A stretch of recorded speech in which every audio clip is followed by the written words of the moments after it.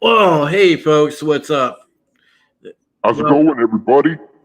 welcome on into the High Heresy show.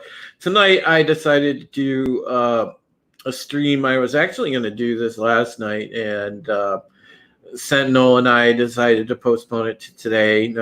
He had a few things to take care of, and it worked. It worked out better. So we did it tonight, and we're going to be talking about rock and metal, and how it equates from when we were growing up to here in 2020, and how things equate with the current culture. And we'll talk about some of the bands that are kind of breaking out now and things like that. It's going to be a fun stream. It's going to be a real fun stream.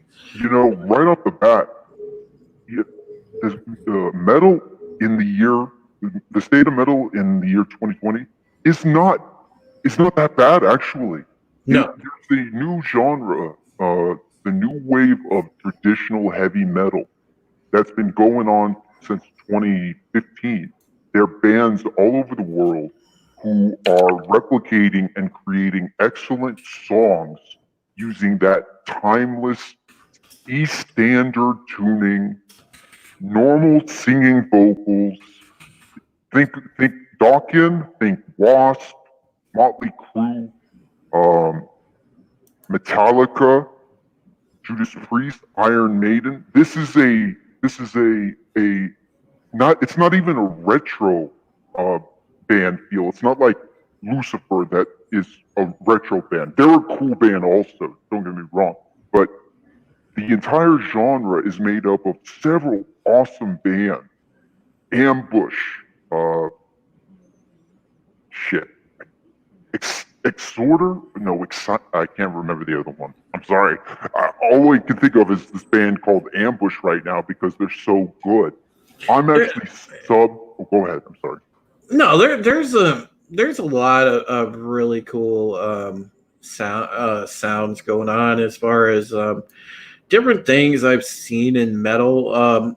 There's actually been a nice resurgence in power metal. I know, like Sabaton is really really good, and so I was pleasantly surprised when I discovered a band called Unleash the Archers that is friggin' amazing. I've heard. They're from Canada, and oh my god, they're just outstanding.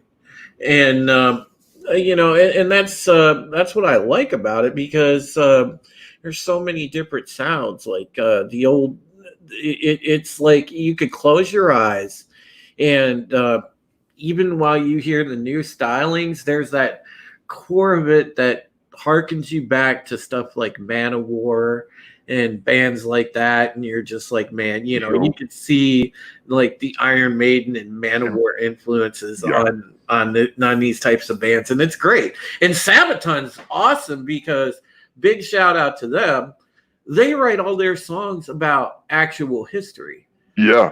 So we talk about history being erased in our current climate. Well, great point. Yeah. Yeah. Here's a band that's actually, working to keep history alive. They write songs about things like the 82nd Airborne, and it's like listening to a historical recount of what the 82nd Airborne is all about, or the sinking of the Bismarck or something like that. And then somebody can go and look it up, and then, bam, that's getting someone interested in actual history right there. And I mean, that's great. And they're a band from overseas. Sweden. Yeah, it's great.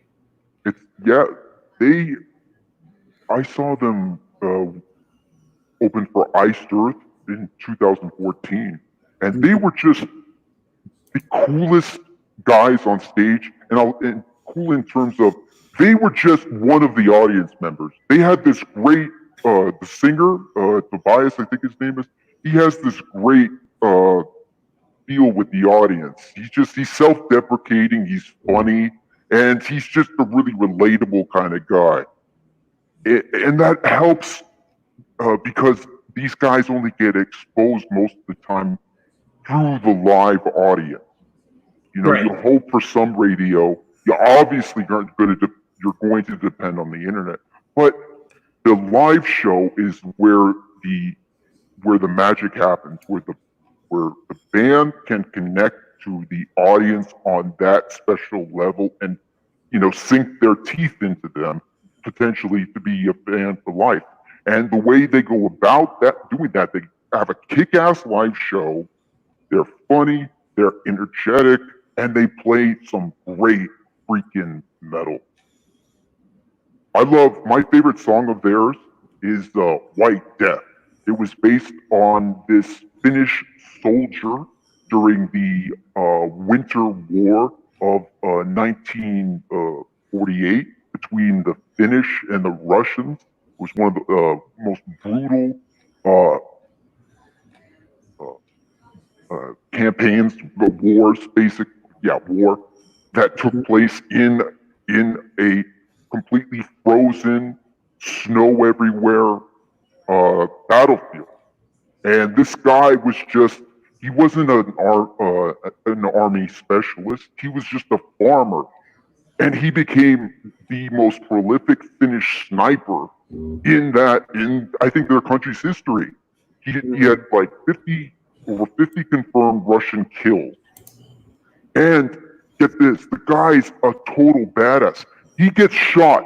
Part of his jaw is shot off by this sniper. He tracks him down, kills him, and comes back to the camp like nothing happened, with part of his jaw shot off.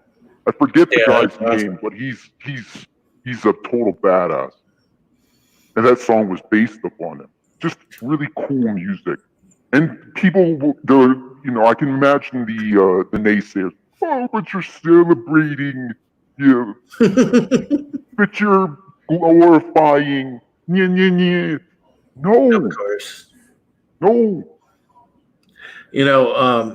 I want to say really quickly, what's up, Tommy, the best mod on Tommy. YouTube? What's up, Parrot Head, of course, RR, and CJ. What's going on, buddy? It's interesting with all the stuff that's going on. I mean, there's a lot of bands. I've seen people like talking about there's a band called Thy Art Is Murder. They're pretty heavy. They're pretty awesome. There's there was a good one not too long ago that I had. They were actually following me on Twitter for a while, and for the life of me, that's great. I can't remember the name of them off the top of my head, but they were American band. They were really good. Yeah, they're actually from New Jersey. I'm trying to think about the name of them. I know a lot of people are also still like big on baby metal. Baby metal became like a phenomenon. Those young kids. It's like It's weird. Like when you watch anything from baby metal, you get strangely like just like mesmerized to it because it's like such a spectacle. It's awesome. Their music's awesome, but you get strangely like drawn into it. And then there's like a band. Oh God, I'm trying to think of it. That really good thrash band that have been making waves in the past like year or two. Again, Death Angel, and they've been around for a long time. Oh yeah, Death Angel. But they started making some really good music again. They were part of that core Bay Area thrash scene. They came up with Exodus. They came up with Testament, Metallica. That they are a pillar of that Bay Area thrash movement that spread it around the world. Yeah, and it's mostly I believe all of them are Japanese dudes, but they're I heard Filipino. Yeah, but they're really good. They're amazing. Really fucking good. Amazing. And they're old. They're older than us, and they're showing the kids how it's done. Oh That's yeah, yeah, inspiring.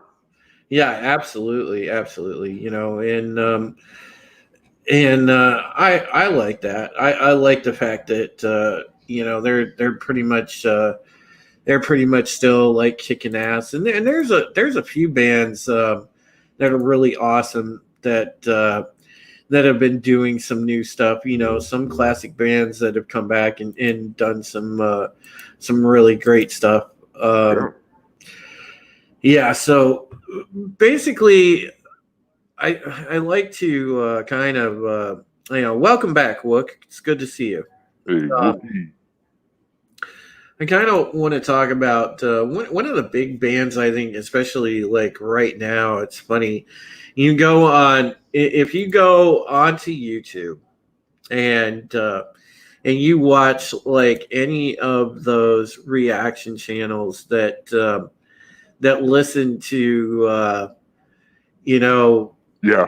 you know they sit there and basically like if you want cheap views guys here's a YouTube hit. You want cheap views on a video, make a video like doing a reaction to a music video and you'll get like cheap views like super fast, and that video will more than likely you know take off if you know the right band to react to and everything else, because people will flood your comments and be like, hey, you know, another reaction to this and this.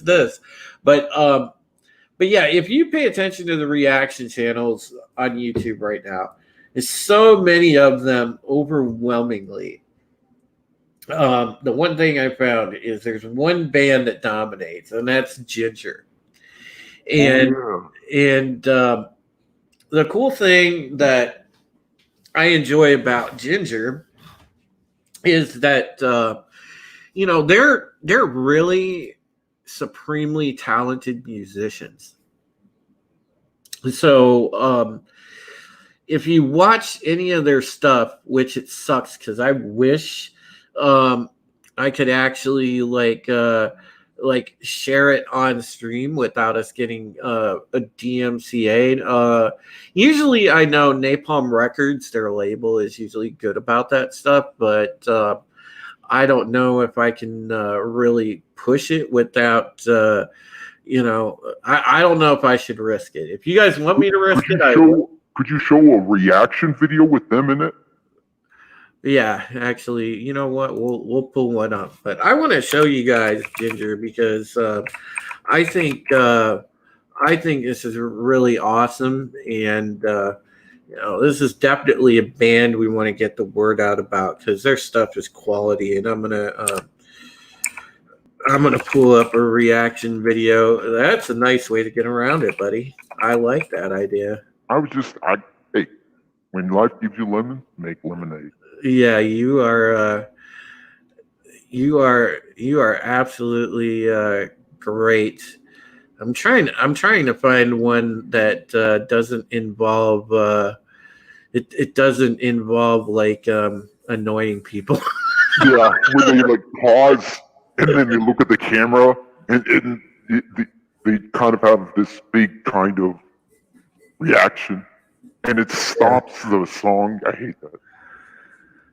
Yeah. Sometimes it's cool, especially when you see a song that you love, especially if it's like one of the older bands, like an Iron Maiden, and they start just freaking out to it.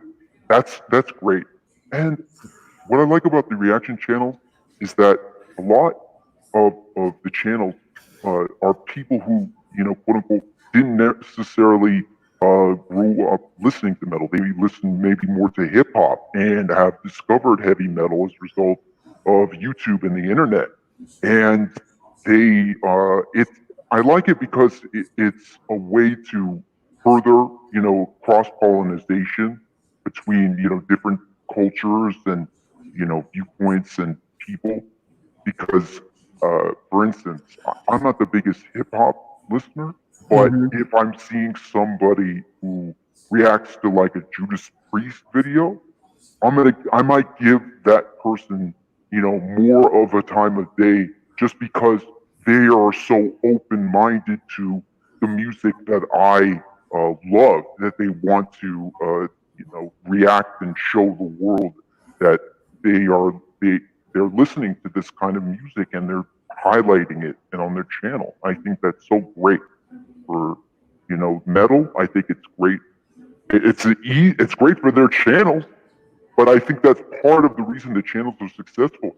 They're people who don't necessarily listen to heavy metal discovering it and just absolutely falling in love with it.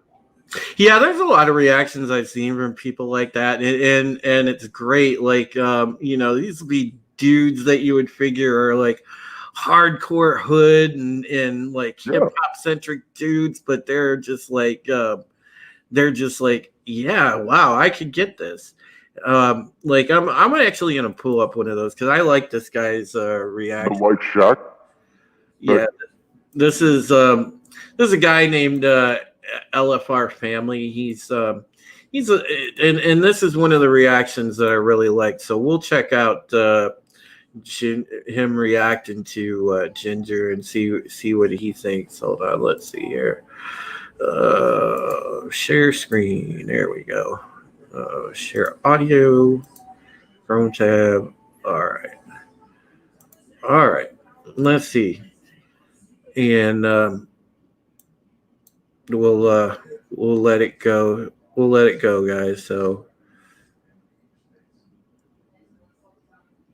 hang on. Let me get to where he's talking. Okay, there we go.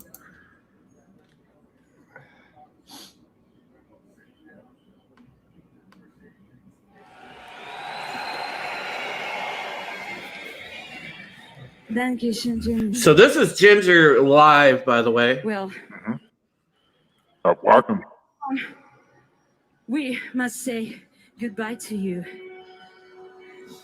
But rather not goodbye, but see you next time.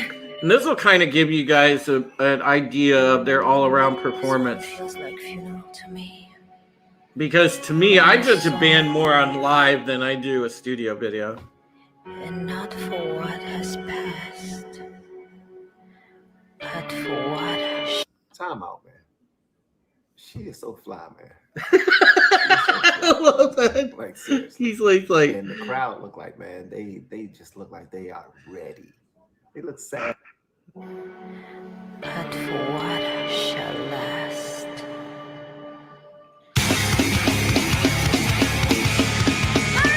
But you'll see what I'm talking about. This band is very tight, the four of them together as a unit.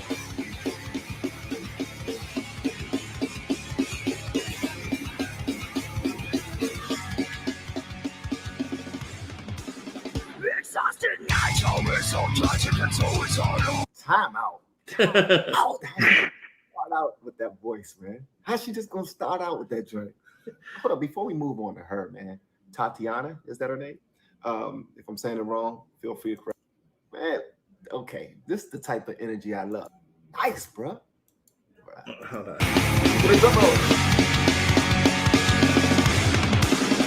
Exhausted Nigel is so tragic and so is alone. There we go. Their bassist is fucking amazing too. Yeah.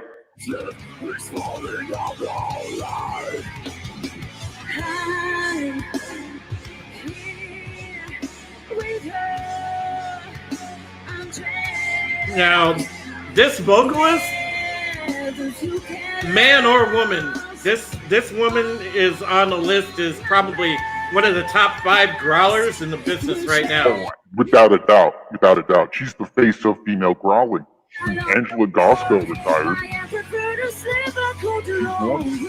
And she's got a nice, really clean voice too, with a kind of a nice melody and vibrato, but she can. Here we go. Time change right here.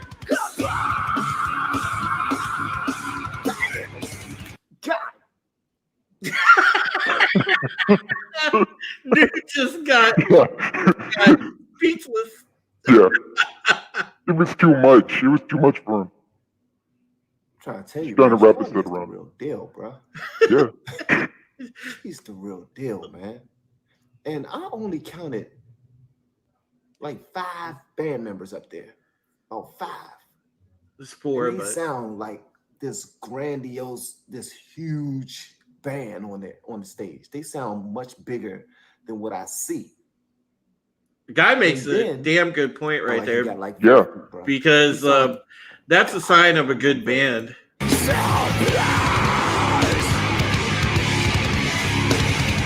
back to celebrate this festival of life. It is now. Today I reached upon another time. Now cry and then die.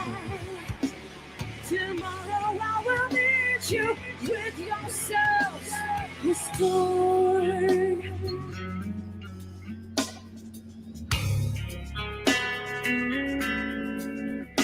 And the cool thing that you notice right away about Ginger is they blend a lot of different styles, because you can hear jazz in there, you can hear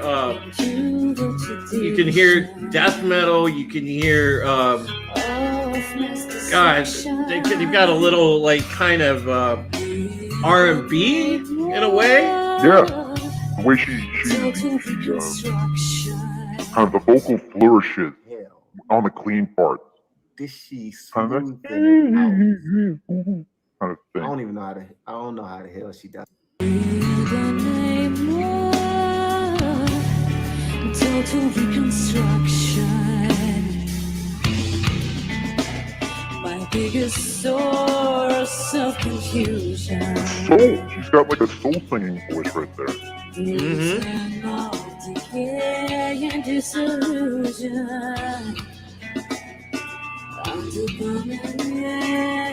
But this woman can literally do 4 different pitches of singing, as far as like In the same song. In Yeah. the same song. Like on a. It's nuts.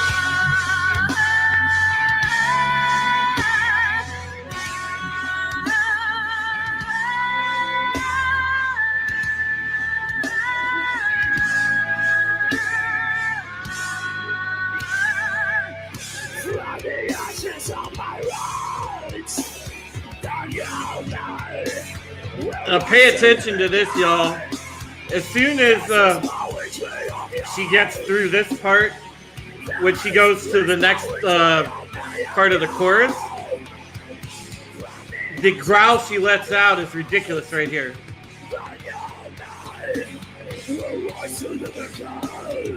Nice. This is poetry of you. This is poetry of me and you.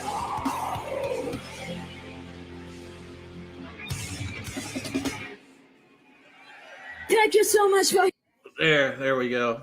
Wow. So that gives you an idea of Ginger, and that's why I like to show like a live video, because it makes a different type of vibe, because there's really no cheats for that. You know, when you're up on stage, you know, you're rolling with it, and you better have your shit down. Exactly. And my God, are they tight? Wookie said he thinks Otep Shemaya is more aggressive. Wookie, you got to hear the other songs that they do, because Otep doesn't have that clean voice. You know, Yeah. does she? No, I don't. She can't. No, she can't. She has a decent voice, but she can't hit that. Yeah, she can't. The multiple octaves and pitches that singer is hitting in one song is just nuts. I don't know how she keeps her voice in shape.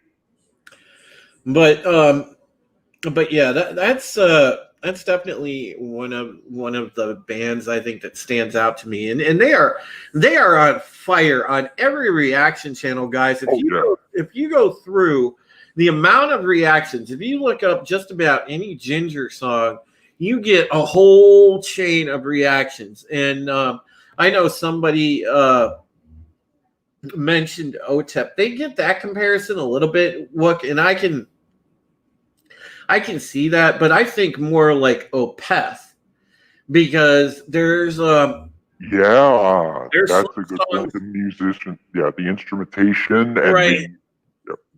There's some songs that are really bassy, and they have like kind of like a little bit of that djenty feel, and sort of the you get the you get like the different time changes, like because you can hear like some of the false beats from the drummer and stuff like that, and they definitely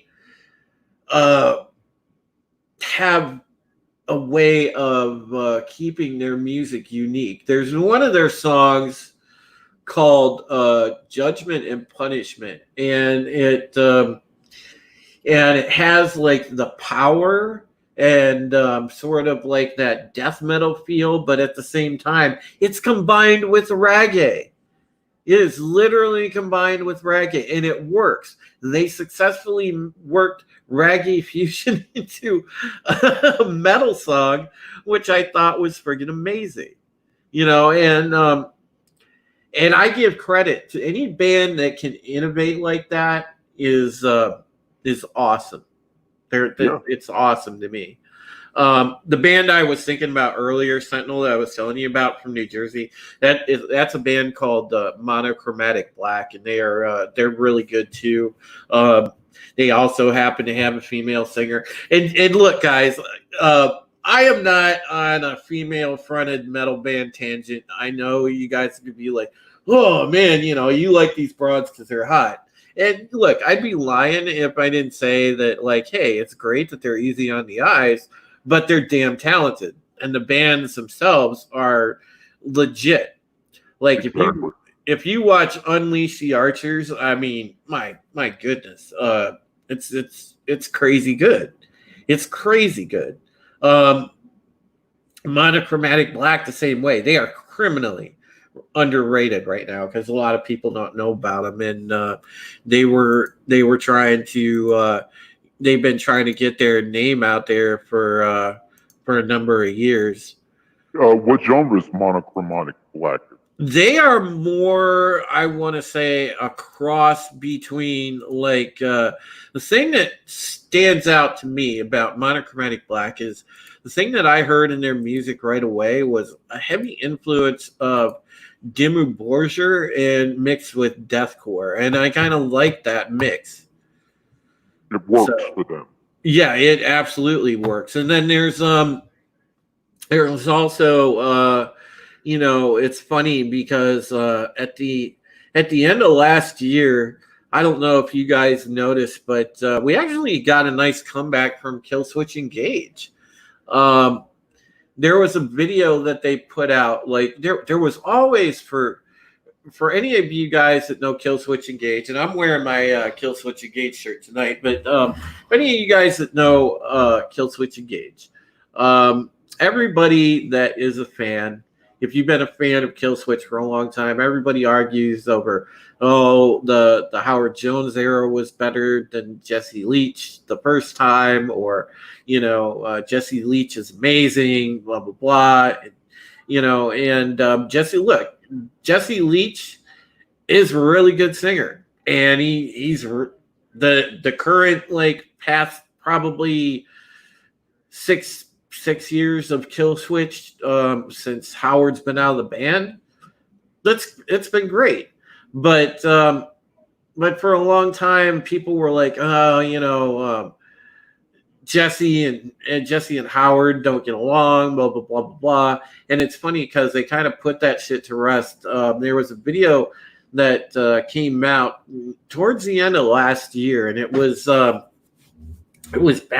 because, it was kind of a fusion of Jesse and Howard were in the same video. They had two vocalists, and songs? Yeah, they had Jesse and Howard doing the same song, and you know what? I'm just gonna risk it. Fuck it.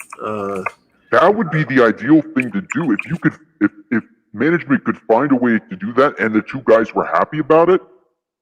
Do that. have both singers singing or sharing vocal duties on tour and be that version of Kill Switch. I know people are going to come and say, no, one singer only. Why? You've got two different eras of the band. People, some prefer one or the other. Get both in there doing the vocals, have them harmonize. The performances will sell out, and you'll satisfy all of the sections of the fan base. Halloween did it last year when they did their Pumpkins United tour. They had their current singer, and then they had they brought on the original singer from their the most successful early albums, and it was great. It was great. Yeah, I'm gonna share this. We're gonna just go in, man. This is like going in raw. This is like when you bang that chick with like no condom and no F's given. So we're gonna go in and pound through it.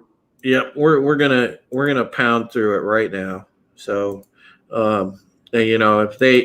if they copy strike me, they copy strike me. But we'll kind of figure a way around this. So this is the only thing I don't like about this video, and maybe you guys can explain it to me. Why are some of these videos, when like the newer music videos and stuff, why are they in this weird like stretchy theater mode instead of like when you full screen it? It goes to the widescreen, the anamorphic widescreen for a music video. Really? Yeah, that's stupid. Yeah, I don't like it. Even though it's HD, it looks good, but I still don't like it. All right, we're gonna fill up the frame. Do 185.1. You have that extra.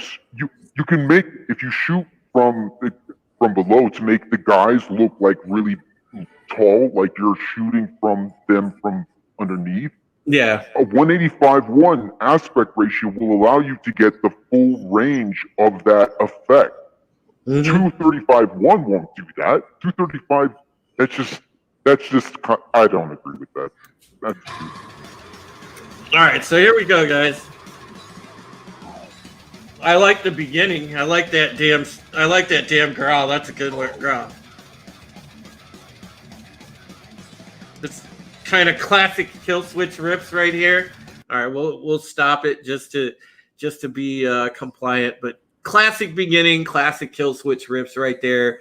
Really kind of dig that, and Adam D still kicks ass on guitar.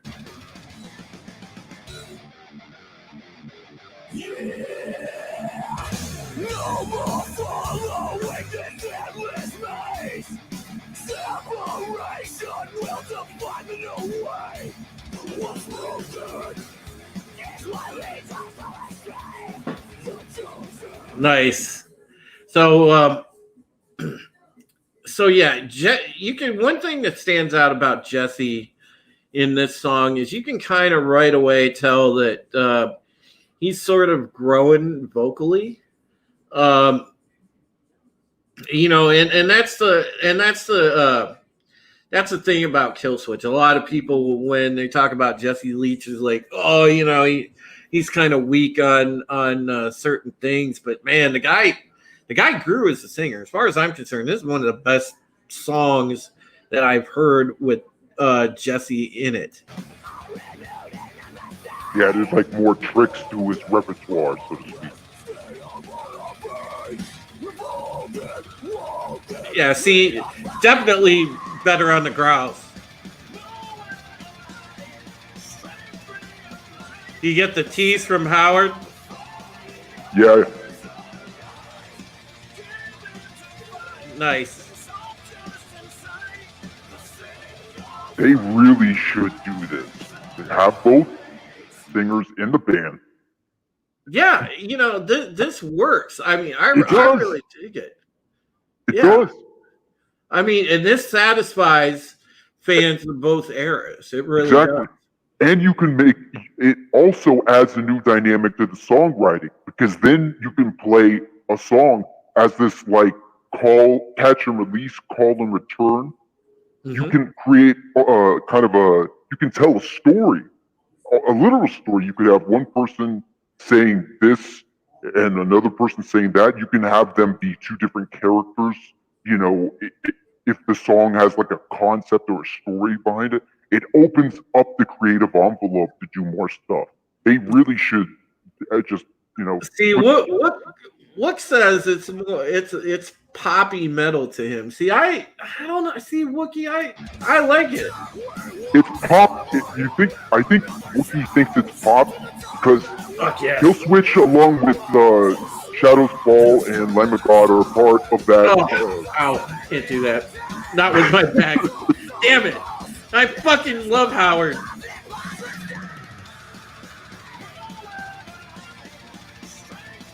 See, I love the dueling vocals though. Exactly.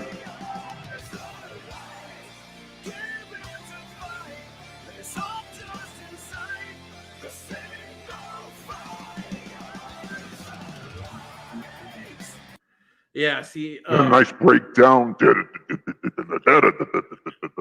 yeah, I always loved Kill Switch's rhythm section, lead section, and their drums. This shit has always been on point, but they've had the same guys for good God years. You know, I mean, you're talking like 20 plus years. So At this point, yeah. They debuted along with like Lamb of God and Shadows Fall and around 2003, 2004. So, and that was the new wave of American metal at that time. It was bands heavily influenced by Pantera at the time, who were then taking the ball that they left and, you know, ran with it themselves. Yeah. So, all right. And not so much more. I would say the Pantera comparisons are really more for Shadows Fall and Lamb of God. Killswitch has more of what's the term I want? They're almost. I don't want to say emo, but that's not the word I'm looking for. What is it when you have the growl and the clean as part of the melody? They're more of, I guess, the classic, what people would call metalcore sound. That's it. But you know, I don't know. I always thought Kill Switch was unique, but like I said, I can understand Wook's point. You know, I think Wook just likes his stuff a little harder. They're catchy as fuck. I mean, they really are. Oh yeah.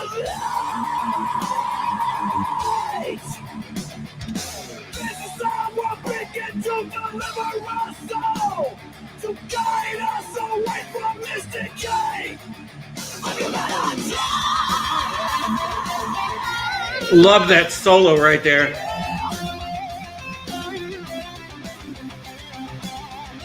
To me right now, this is guitar porn because I love tapping and that's great. The solo, it fits the song well. It's melodic, yeah.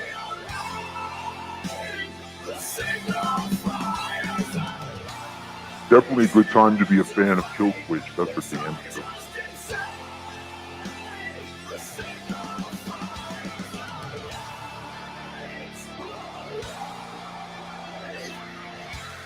Classic Howard scream.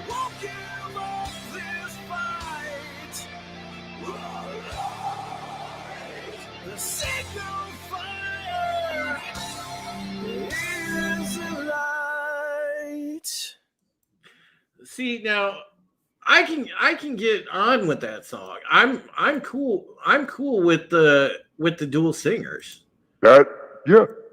Actually, this version of Killswitch Engage is actually probably my favorite version of the band because that's the first song I've heard of theirs in years where it had the appeal for me of This Fire Burns. That heavy breakdown, fast, aggressive, double bass, melodic, and catchiness.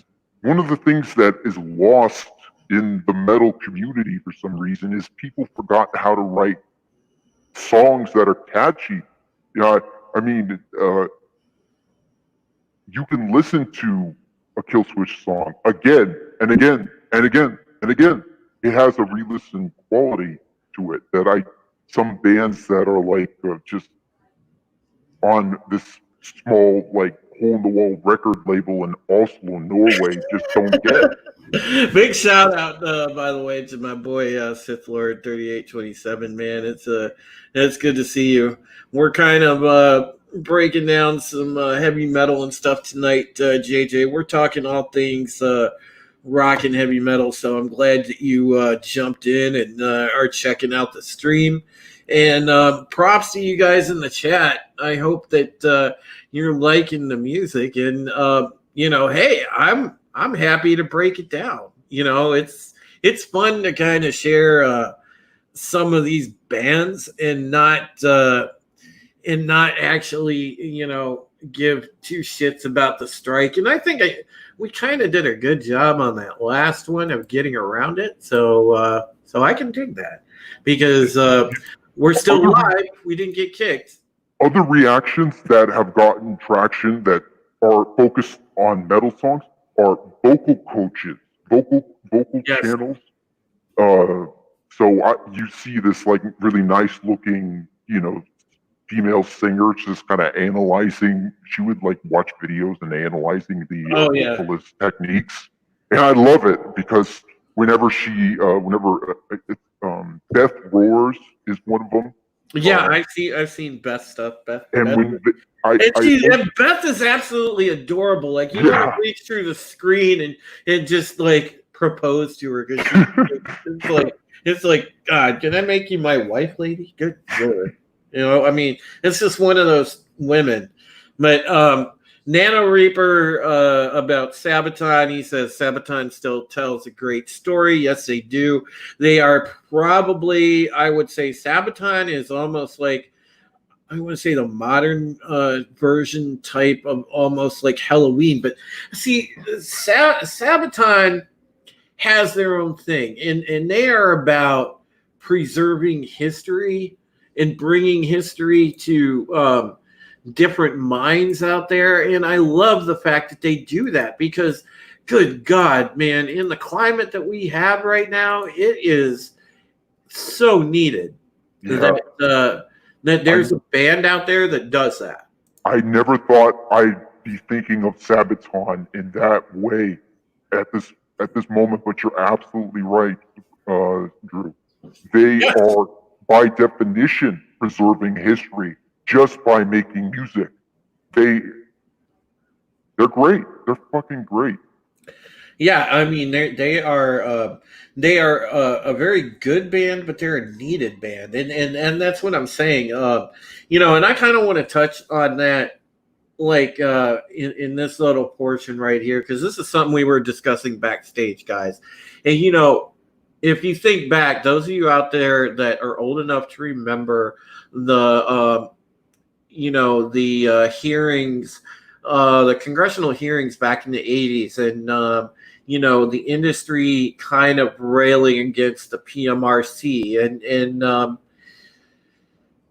I think about today. It's funny because if you look back at the PMRC, and it's funny because they were bipartisan, right? There's a lot of Democrats' wives on that, but Washington wives, but the party. Yep. But there was a nice amount of Republican wives in there too.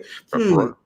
Kind of funny how that works, going back there, and we see where we're at right now, but it's like they were the first sort of lead into censorship and cancel culture, because think about it, we may have won in the sense that the PMRC kind of backed off and went away, but they did get their victory with the warning label. Advisory sticker. Yeah, they got. Let me just say, that was the greatest thing to happen to heavy metal since the invention of the electric guitar, because as soon as you go into a record store and see that parental advisory label, you bought it. 9 times out of 10, you were drawn to buy it just because of that sticker. Oh yeah, I remember buying God, more than a few CDs about like that. But yeah, the thing is with the way the PMRC was, it was almost like the first sort of really heavy, almost cancel culture, and now you're starting to come full circle, because now with the wave of cancel culture that we're in and everything else, I'm waiting for artists to actually stand up and say enough's enough. I'm going to say what the hell I want. Yeah, and I want to see that pushback come out. You have bands like Sabaton doing important things like what they're doing, and bands like that. But I want to actually see a band come out actively and say, we are not for cancel culture. We are going to rail against this shit. But see, here's the problem. And this is a problem you run into with art all the time. And Kai, it's great to see you, buddy. A lot of artists are naturally liberal. They skew liberal. They wind up Democrats, and they're actively participating in the cancel culture instead of railing against it. And that's kind of what sucks. Because I watched my Twitter in disappointment plenty of times.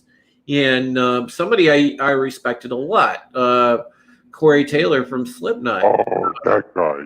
Dude, so disappointing. He lost his balls when he met this chick and married this chick, and he went full on flaming fucking liberal, man. And the guy is just a lost cause. And listen, you guys can see my tattoo. This came from, it was actually my tattoo artist that I had drew it directly from the inside cover of Iowa. And I was a huge Slipknot fan. I still listen to Slipknot. I listen to their older stuff. I listened to, I thought their latest stuff was kind of, it wasn't as good as the stuff in the days of Iowa and probably Volume 3, the Subliminal Verses. Wes Moody Webcast, hail to you, buddy. Hail, Wes. The thing that pissed me off, though, is increasingly, Corey became political, and he's just, man, if you follow his Twitter now, it's a fucking embarrassment. He's just parroting the same tired ass, bullshit that the Democrats are putting out there. And, Nano Reaper, back then I had a Rage Against the Machine CD too. And, now, to me, I'm just completely turned off by them. I cannot support them because they're another one that's just sold out to liberal garbage. And this is the thing. I want to see an actual band that, thinks and doesn't, put politics in every single thing, but says, I'm against censorship.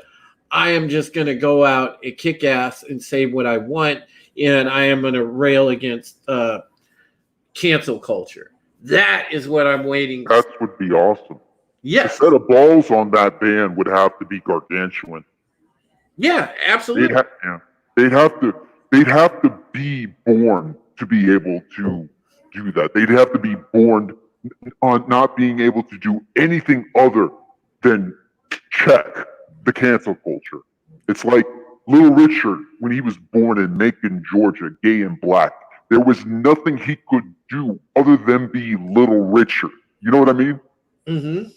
Yeah. Same with Lemmy. Same with Ozzy. These guys, they are who they are, and that's why they're incorruptible. They've never changed who they are internally because of the change in the socio-cultural zeitgeist at the time. Yeah. And so many of them have. Thank God, a lot of my heavy metal heroes have not fallen into that trap. Thank God. There's so many of them have. Don brought up a good point. Great music back in the day with the Battle of Los Angeles. It went downhill when they started to do the Matrix soundtrack. Yep, I thought so. I thought so too. You're spot on with that. Nano Reaper said you probably only find people standing up to, the cancel culture, country rap, and there's some in country too. Nano Reaper, like Brantley Gilbert, I think, is kind of a patriot, and there's a number of them. And I think a lot of what you see, and not to get on country because I really don't want to get on country right now, but the thing with country is that I do want to say is, mad respect and rest in peace to Charlie Daniels. And there's going to be people that come out, especially after Charlie's died now, and you're going to see some people, really express their love of country and be patriots. You're going to see probably some country people do that. And Nano Reaper, yes, country rap as well. But I mean, in country in general, you're going to see people do that too. So yeah, I just wanted to touch on that real quick. I know I had discussed yesterday bringing on Wes because he's familiar with the time when we were right in the thick of it, working against the PMRC, and I kind of want to get his take on it as well. So I'm going to go ahead and send Wes a StreamYard here and bring him in the conversation to kind of talk about the differences between then and now. So Wes, come on in. I just sent you the StreamYard, buddy. But yeah, and listen, if anybody else would like on the panel, if there's something that you would like to add, please let me know.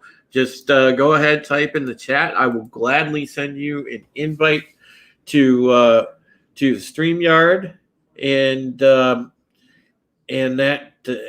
is definitely what's up. So yeah, please feel free to join in with us if you would like to throw your 2 cents in the mix. We'd be happy to have you. But could I say I almost feel like the original PMRC movement was almost done so with a little bit, not a lot, but a little bit more altruistic intention. Yeah. Because the whole idea for them was, oh, our children are going to be corrupted by the devil. That was a legitimate concern to them, Oh yeah. Back then, and it was funny because looking at it now, so many of those bands back then, God, it was such a gimmick. It was such a gimmick. I mean, show business. That was such an over the top gimmick that it was hilarious with some of the stuff. And Sith Lord brought up some stuff here: Ultra Bridge, Blackwater Rising, Anthrax, Faith No More. God, Faith No More was so good back then. Five Finger Death Punch.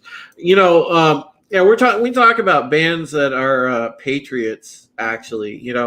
And listen, I'm not the biggest Five Finger Death Punch fan, but they are 100%. They put their money where their mouth is. They donate to Wounded Warrior. They they really stand behind vets.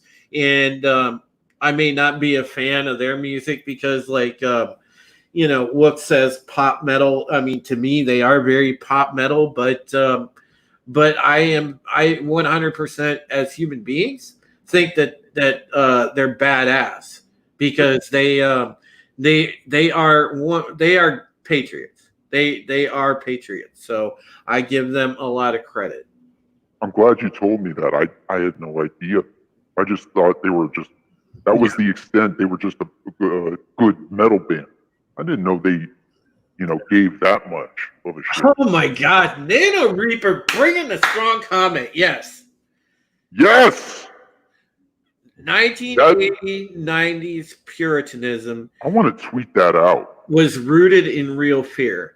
2020 Puritanism is extended Trump derangement syndrome. Oh my God, dude, you are on fire, Nano Reaper. That is so far the point of the evening. Thank you so much, buddy. That is fucking Perfectly put. Man. all right. And now we have Wes Moody of the Wes Moody webcast, and he is joining us. And I wanted to say, Wes, why don't you go ahead and I know you and I kind of overviewed it the other night backstage after your stream, but what do you think compared to the 80s with the PMRC to now and the impact that it has? Oh yeah, I mean, it's yeah. Basically, at that time, it was very similar to this kind of censorship that or drive for censorship that we have today, except there's almost, I don't know which one is nastier, because we seem to have a very secular kind of approach with the SJWs, as where with the the PMRC, that was really a lot of, that was very much kind of a really fundamentalist Christian kind of a certain sect of Christianity, a certain group of Christianity and Christian activists that was really they were really moralists, and they really did did call it devil music. I mean, they really did. Yeah, they legit did. They were the back in the days, that was the Bible thumping, I mean, you had it on the left and the right, because there wasn't really necessarily a distinction back then of true, like at least not like it is now. There wasn't a distinction between left and right, because everybody worked from center roots out, and center and lean one way, either or. But there wasn't any sort of back then there was actually bipartisanship. Everybody forgot that, huh? But yeah, Tipper Gore, not a Republican. But the funny thing is a lot of it was fundamentalist Christian Bible thumpers. But continue, Wes.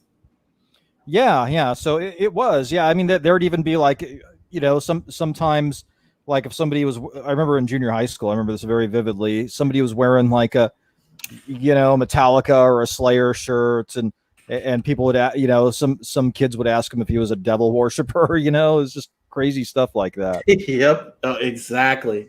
It's just it's as we were discussing earlier, Wes. Do you think there will be an artist that comes along now that steps in and says, fuck you, I'm giving the middle finger to cancel culture, and I'm going to just, this band is going to go balls out against it? Well, I think isn't Young Ripa kind of a part of something like that? But that's a good point. He does have a band, yeah. I mean, yeah. Well, I mean, if you're talking about that message now, somebody that's going to blow us away like a Metallica or an Iron Maiden. Not to say that I'm not a big Young Ripa fan or anything, but I mean, he or she or it, they, whatever, they're out there right now. We just don't know who they are. And they are once they're discovered, they will blow us away. So I absolutely do think they're out there right now. We just don't know who they are. They're toiling in obscurity. They're broke. They're living out of a van. They're just playing their heart out, pouring their heart out, writing music, and the world just has not discovered it yet. That's what I think. I know it sounds poetic and maybe naive, but that's where I'm at. Well, there's an interesting thing. I know, Tommy. Thanks for linking their band in the chat. That's good. Yeah, that's Young Ripper's band is backwards. I was trying to think that. And Toxic Man Flu, hail to you, buddy. It's great to see you, my friend. I love you, and I'm always happy when you're in my chats, dude. Hail Toxic Man Flu. But yeah, Tommy is right on point with talking about Ripa, as far as a vocalist, he's badass. There's a video floating around on YouTube where Ripa does a duet with this one chick, and I can't think off the top of my head what her name is, but yeah, they kill it. It's more of like more of a screamo song that they do, but it's still really good, Yeah. So I'll give it credit. But I wanted to take you guys on a walk down memory lane because I know there's some stuff here. The Sentinel will appreciate this because, big props to obviously the old school new wave of British heavy metal with Judas Priest, Iron Maiden, and all of those. Yeah. Motorhead, Def Leppard, like all of those. But you guys will remember, and Wes, you probably remember this. You remember the court case over the Stained Glass album when the kid killed himself? I'll let you guys discuss it for a second because I have to step away to the restroom. But you remember that, don't you? Oh yeah, there was a lot of there was actually a lot of lawsuits back then. But basically. Priest was on trial for their life. They nearly got Ozzy. Because of Suicide Solution. But luckily Sharon knows some good lawyers. But Priest, they were nearly convicted and put in jail in the United States of America. Okay, so basically, in summary, two depressed young kids were playing this song called Stained Glass, and they went and shot themselves. They tried to kill themselves. They shot themselves with a shotgun. One kid killed himself instantly. The other one had to have reconstructive surgery and lived in constant pain and eventually died of complications. And the parents were outraged, and they needed to find somebody to blame for that. And somebody, I don't know how, they found out that they were listening to this Judas Priest song called Stained Glass. And in the song, there is this like hidden audio part that mimics the term "do it, do it, do it." Although that it's completely left up to interpretation, and Judas Priest never intentionally put "do it," nor did they ever intend to put anything suggesting that their fans kill themselves. You know how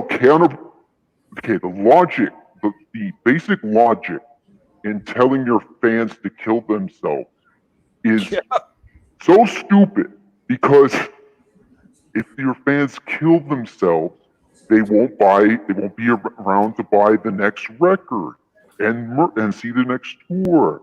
And Rob Halford, the vocalist of Judas Priest, said, if this thing actually worked, if this audio sublimatory thing actually worked, we would buy a million records in the song all the time. We would be using that subliminal audio recordings to influence people to buy the records, not killing themselves. What is this, Wes? That is the Survivor. You don't. If you're gonna try and kill yourself. I thought it was a puppet. Yeah, it does look like a Muppet. When you first see it, it looks like a Muppet. Well, you should see him before the reconstructive surgery. It's pretty gnarly. Oh gosh. Yeah, I feel sorry for the poor guy. I hate laughing, but it looks like a fucking Muppet. Yeah, man. If he wanted to take himself out because his love life was not good, this was not a good move for him. I don't know, man. A Muppet could get a lot of trim, man. No lie. The kids were clearly troubled kids. They were clearly troubled. Go ahead. No, I was just say, by the way, I apologize. God, I know I'm going to hell for that, but I can't help myself. If we have any shotgun suicide victim survivors in the audience, we apologize to you. I apologize if you're triggered, but oh, whoa, triggered. Triggered. Don't get triggered. Don't. You end up like this guy. But no, the thing the thing is if there was some actual like fascinating testimony, you know, because I've gone back now that I'm older and actually watched some of the hearings that they had on Capitol Hill at the time. And like you watch somebody like Dee Snider when he was testifying. I mean, dude, he is so articulate and he laid his points out on like amazing. And there was also, believe it or not, amazing testimony from Frank Zappa. Yeah, Frank Zappa was there. Yeah, I mean, it was definitely interesting to watch. And if you guys ever are kind of just researching censorship, you know, over the years, that is a fascinating watch. If you go back and watch some of those old clips from the congressional hearings back then, because my goodness, you know, and that same spirit now, I mean, we are under fire in our culture from all sides. I mean, they're coming for everything in entertainment. It's only a matter of time before they come for the music. And yeah, I understand that as we transition from metal to grunge and then into hip hop took over. But you know, the most rebellious music ever made is metal. Oh yeah. And you know, it's like I said, bringing it full circle. If we see some bands come out, and you know, I know Megadeth, big shout out to Dave Mustaine for beating cancer and everything else. Dave Mustaine's a Christian. He's a patriot. Yep. Matter of fact, he's gone on record. Those of you that are Megadeth fans out there, if you know some of their old stuff, like for example, off of Peace Sells, they will not play. Yeah, The Conjuring. The Won't do The Conjuring. Live. Yeah, they will not play The Conjuring live anymore because of the satanic connotations in it. And you know, it's Mustaine was into black magic. Yeah, he was into black magic for a while. They also won't play "Looking Down the Cross," the song from "Killing Is My Business." They won't play that anymore for similar reasons. Mustaine said. Right. Yeah. Mustaine is a born-again Christian. Yeah. Yes. And he lives like one. Yeah, and it's good, you know. And oh God, you know, I have to agree with Toxic Man Flu right here. Listen, there were some things that I respected as far as the old rap. You know, there's a very short list of artists that I respect, but largely Toxic. I agree with you. You know, obviously I respect Tupac from the standpoint of the guy told it like it was in his music. That's true. And it's no surprise that he got taken out, because if he were alive now, Tupac's one of those that is a truther. He would definitely not be on the side of BLM. He would be exposing BLM. In many ways, Tupac is like the Malcolm X of hip hop. Yeah, he was. You know, and he took a message in hip hop, and while a lot of people are like, "Oh, he was just glorifying thugging it out," but when you break down the actual meanings of the songs, he was an intellectual. He was an intellectual. The guy was smarter than people give him credit for, because in his writing and what he was saying, if you actually listen to the message, you can see that he was trying to even back then sort of, you know, explain the accountability problem that the black community had with violence in their communities, things of that nature, and you really was the song changes. Right. The song changes, has lyrics. The lyrics in that speak directly to what you're talking about glorifying, glorifying somebody who kills somebody else as a glory kill to, ascend to being the bigger, badder gangster. But and so he was very conscious of that. I gotta say. Yeah, hey, Epic Beard, great to have you in here. Wook said that he loved Two Live Crew, Too Short. Yeah, I mean, there was a lot of classic stuff from back then. Two Live Crew was the Motley Crew of hip hop. Yeah, they were. The Band in the USA is still one of the songs that cracks me up. I love that. I love that song. But yeah, with hip hop, it even picking out certain artists that you like. I mean, when metal kind of died off, that it really kind of upset me because listen, even I used to make fun of it in high school.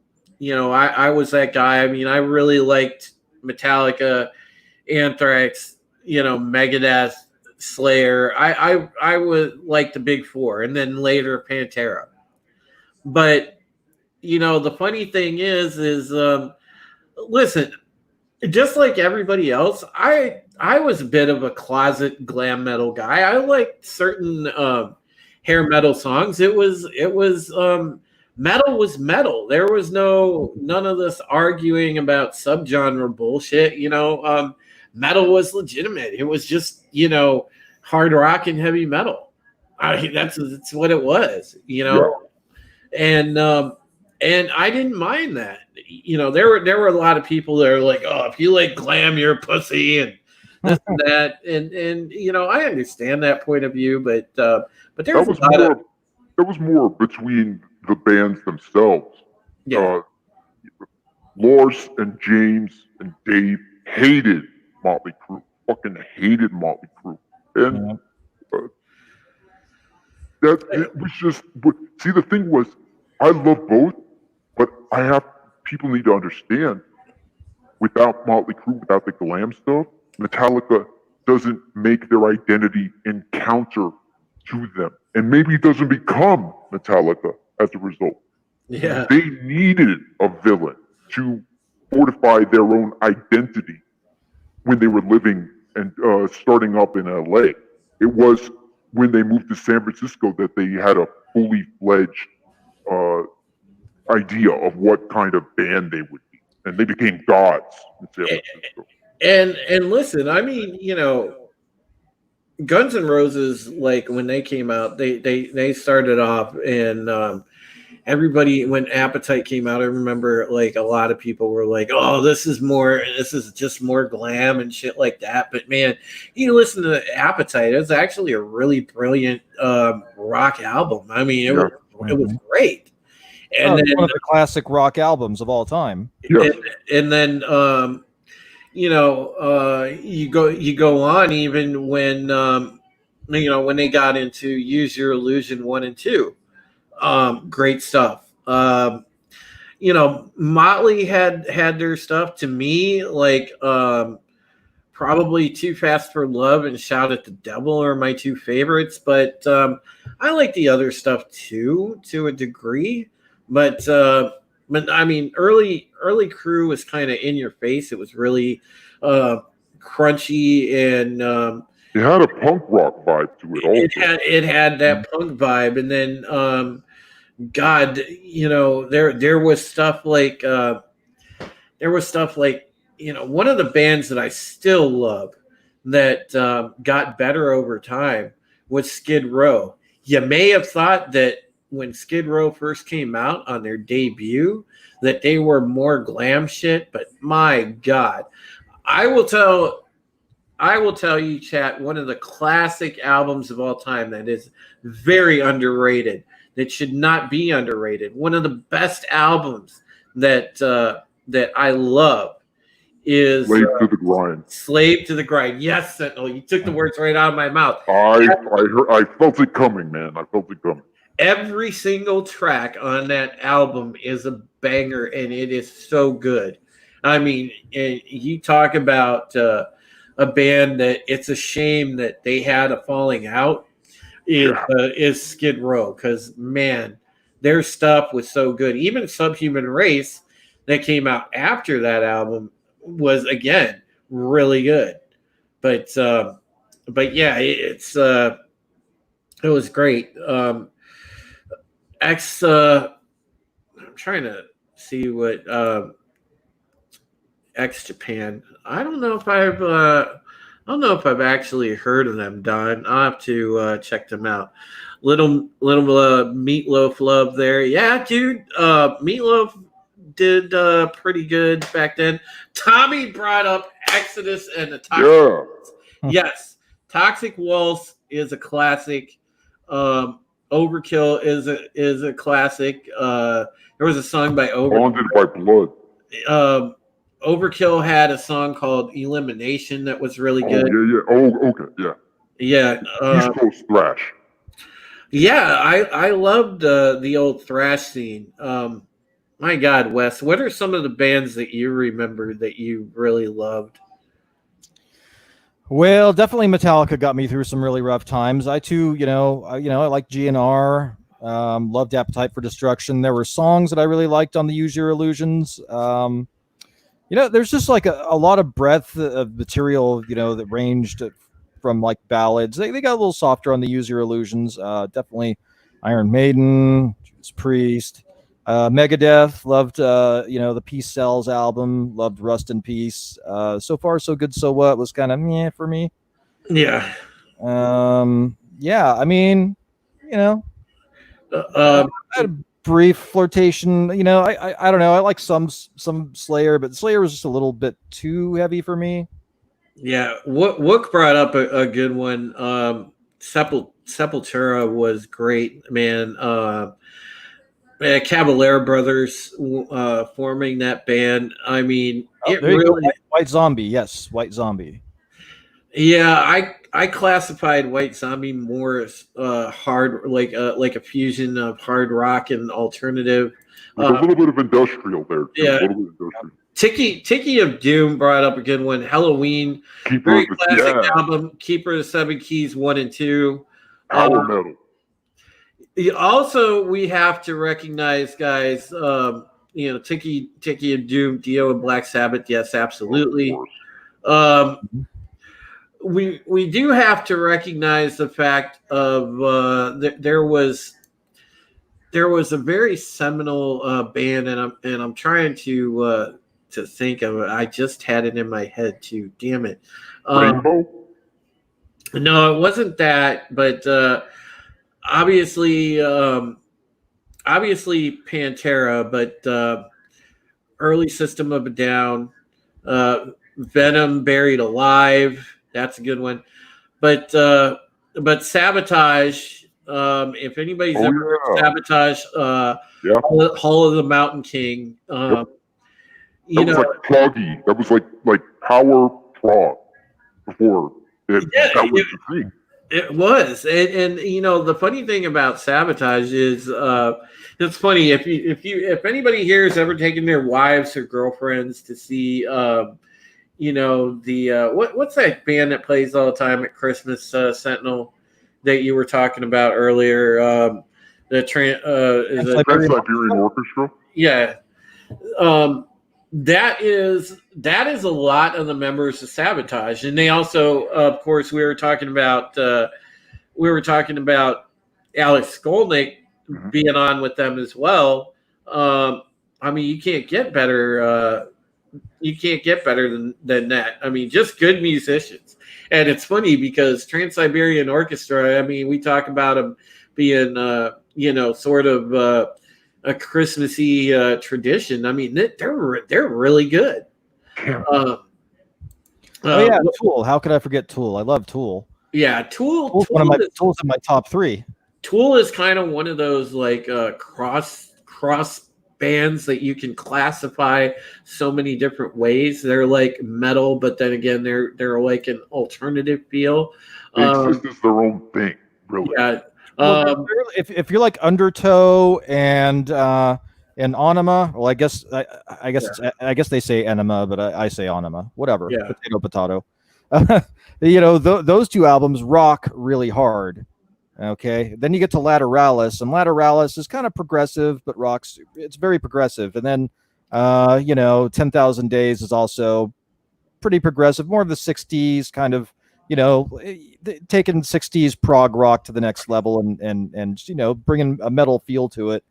The latest one, Fear Inoculum, I really love that album. It's not very long, and it feels almost like it could have, like it was a missing album in between Anima and Lateralis.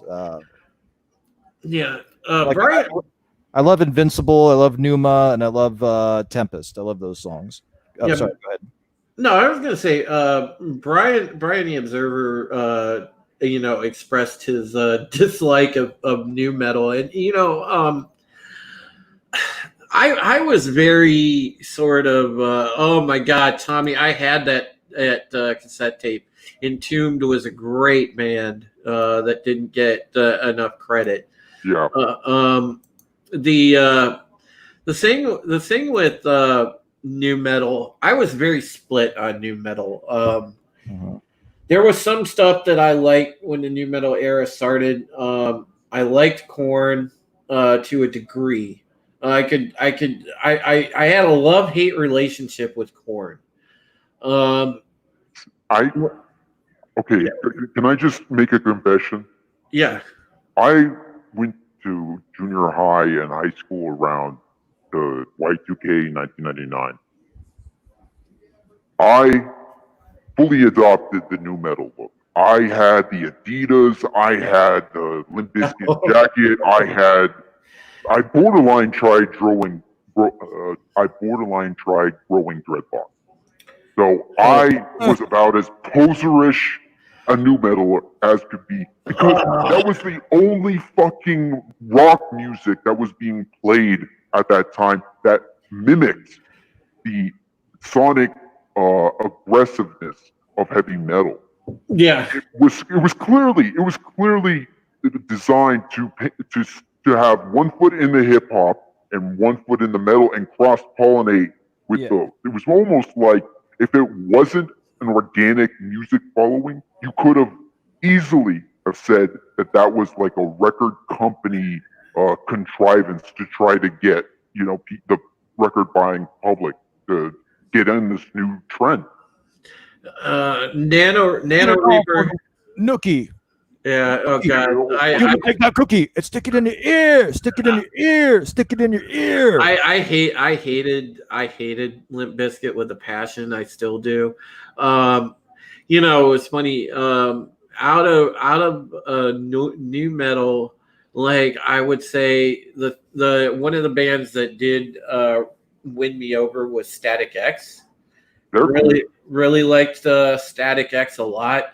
It was a tragedy when Wayne Static died because, man, Static X just made good fucking music. POD.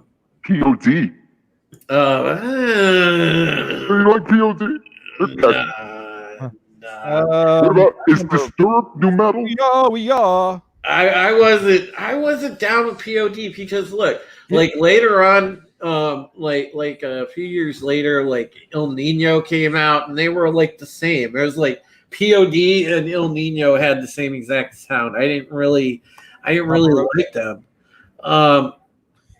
Papa Roach is okay, but yeah, they were a bit poserish too, Well, here are my objections to new metal, and I have to confess that I dabbled a bit too when they came out. I mean, it was what was on the radio, and it's just like Sentinel was saying, it was the rock music that was coming out at the time. I didn't really particularly care for the detuning of the guitars and the lack of solos.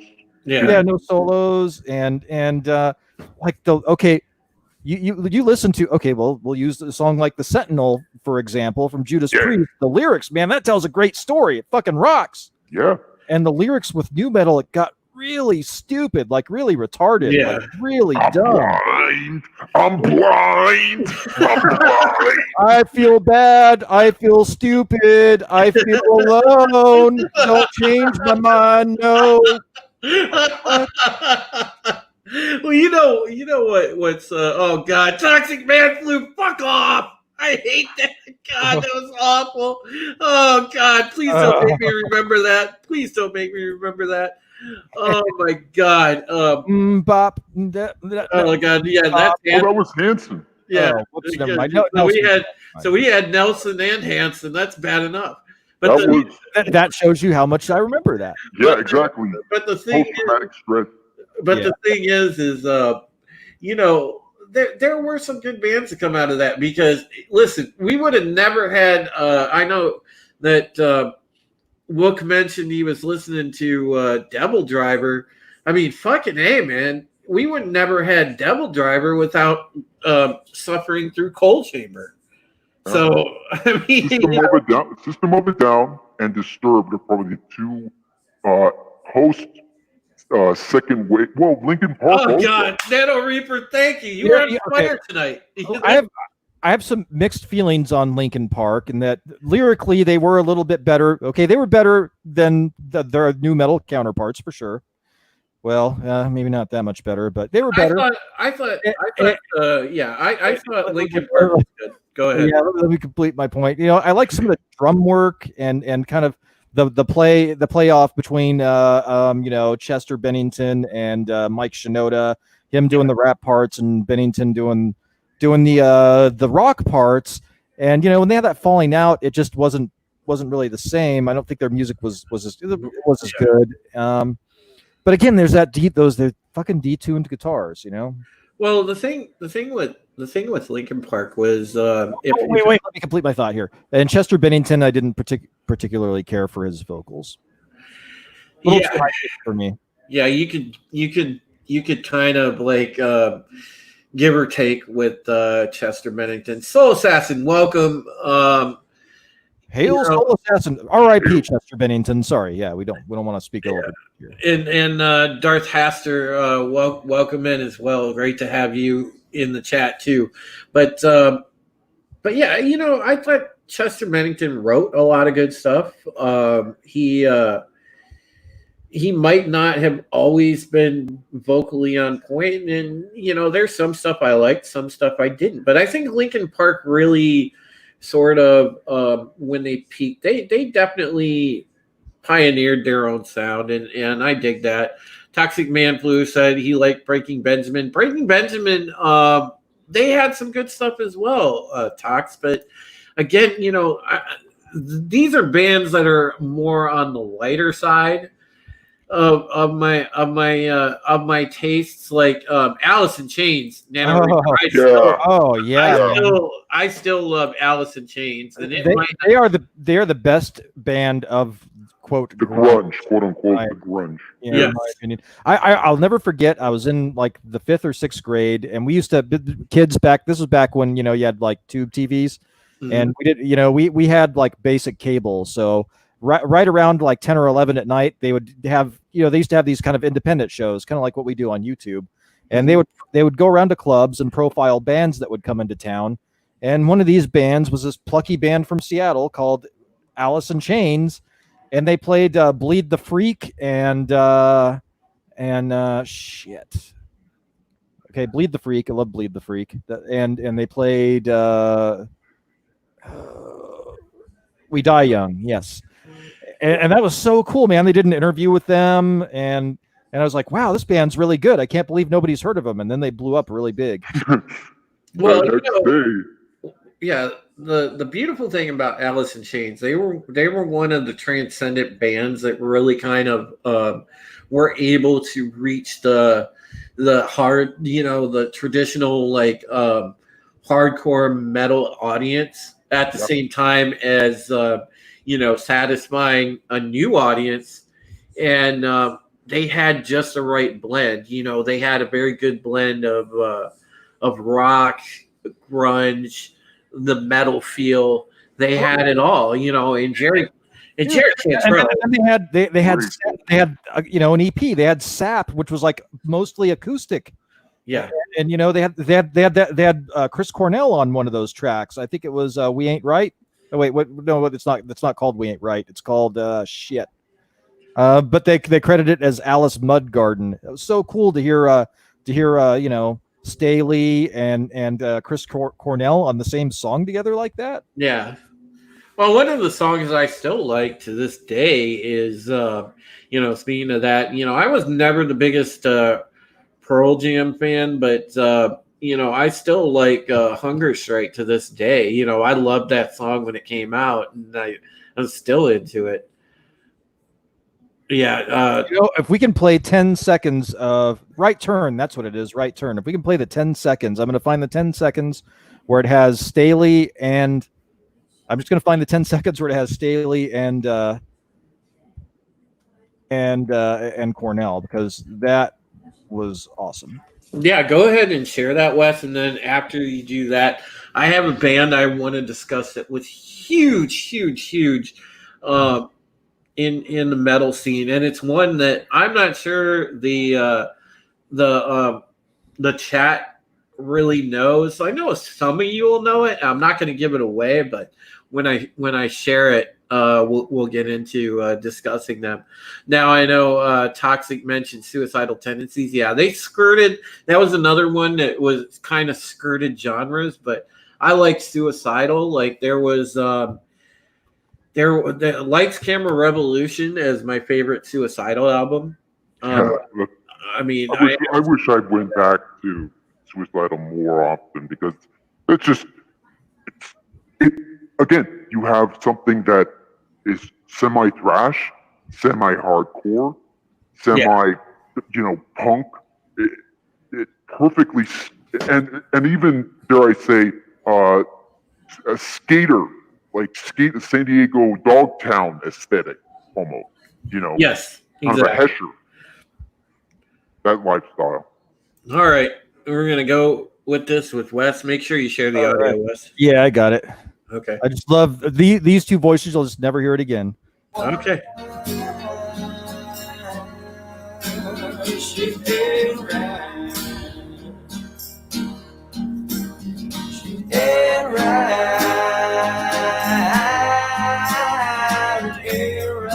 Oh wait, did I get the part with? Hold on.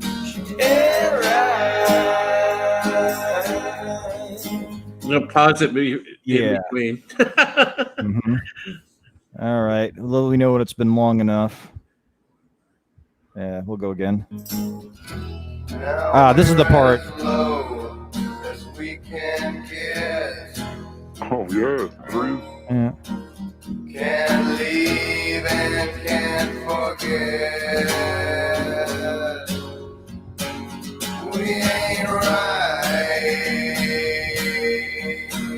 We ain't right. I'll pause it there. It sucks having to pause good music like that. God damn it. Right. I'm not right. Ain't right. It's hard to believe somebody tricked you when you can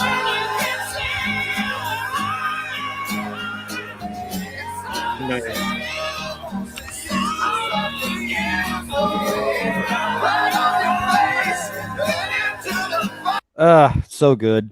Yeah, very good. Yeah, I think that's all we can safely play, unfortunately. God damn it. Well, thank you for sharing that, Wes. That's awesome. Yeah. But speaking of bands that are pretty transcendent. Hey, Giovanna.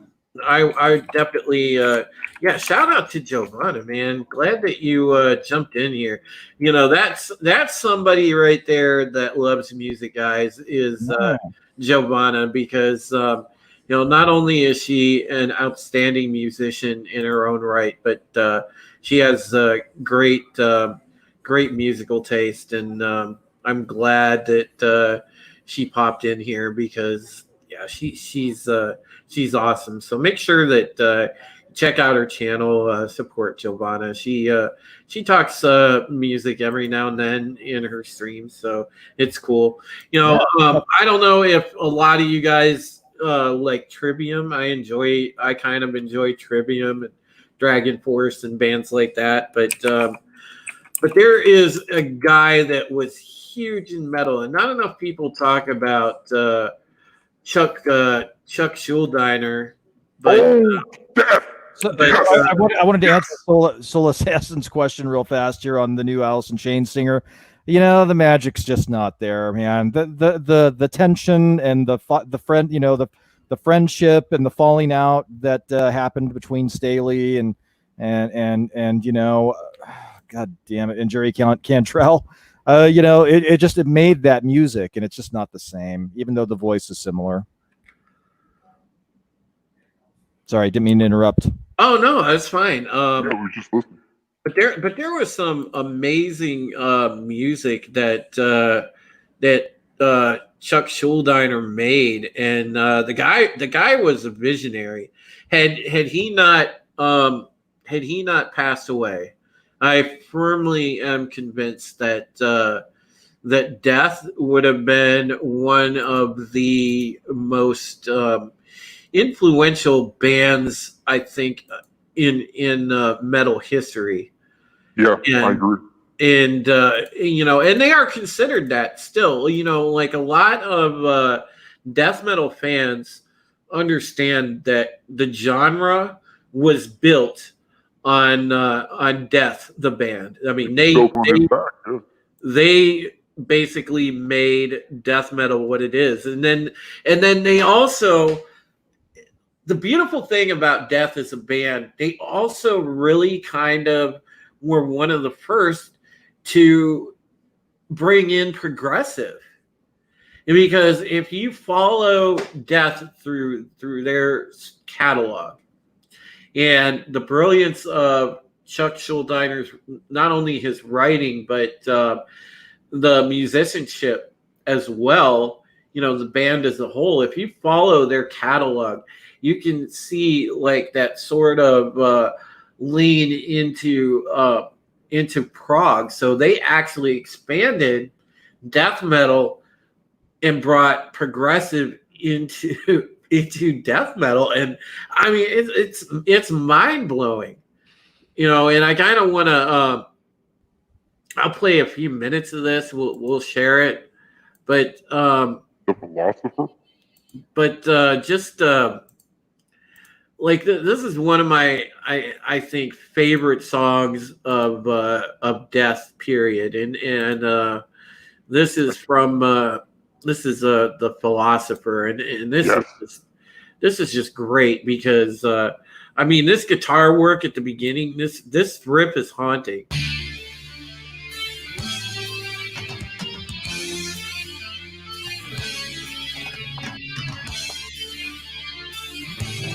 That's pretty fucking wicked right there. Yeah. I mean, you know, it's you get that like stellar just musicianship right there. And in this album, I want to say that that this is off of individual thought pattern. Yeah, this kind of marked their sort of emergence into the progressive sound. That crunchy guitar. Do you feel what I feel? See what I see. You know, and this is the thing, and this is what I think a lot of death metal misses nowadays. Like when Chuck was doing vocals, you could clearly hear the vocals. Yeah. You know, the one thing that I dislike a lot of times about death metal is when they do vocals, you can't really make it out. This to me is like what death metal should be. I mean, it's just awesome. Hear what I hear, there ain't even try. And this was ahead of its time, guys. This was like innovative as hell when this came out. The only vocalist group that will remind you of Chuck's style of singing is Alexi Lyle from Children of Bodom. Have you heard of Children of Bodom? I mean, just that change right there when it gets to the next part of the song, fucking amazing, man. You know, and this is next level shit. Back then, this was next level shit in metal, and still, there's a lot of people that don't even like give Death the credit they deserve, and sort of. I guess understand what Chuck Schuldiner meant, because my God, you know, Death is fucking amazing, and Soul Assassin said it reminds him a bit of Sepultura. Wook says King Diamond can tell a story. I've actually seen King Diamond live, Wook, and you know.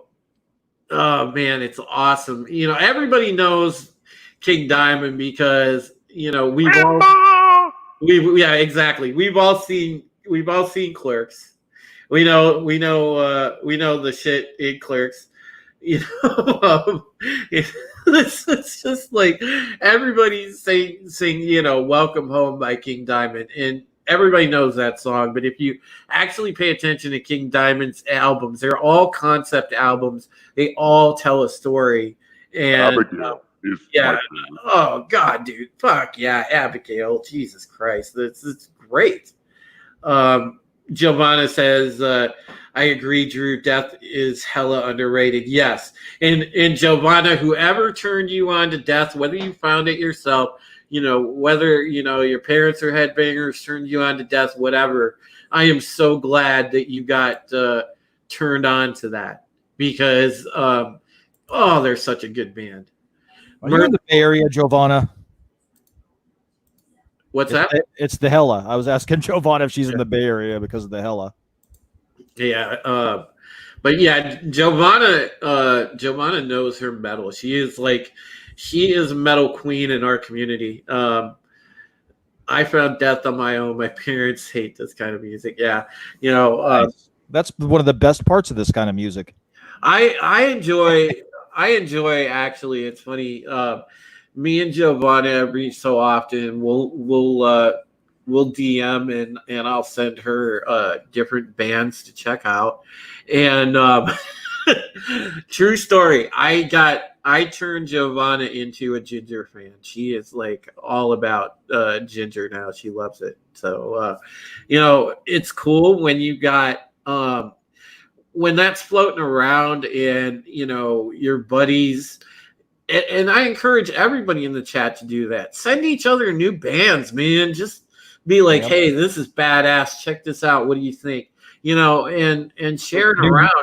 New music of any kind that speaks to you and yeah, connects with you emotionally. I think that's a big problem, you know, that people don't have, is that a lot of times you'll have, I mean, at least the way it was when I was in high school, is that you had, you know, kind of different groups that were segregated off, and you know, maybe, you know, certain groups wouldn't listen to other kind of music. And, you know, one of the fondest memories I have of that era is just kind of like testing out different music with my friends, you know?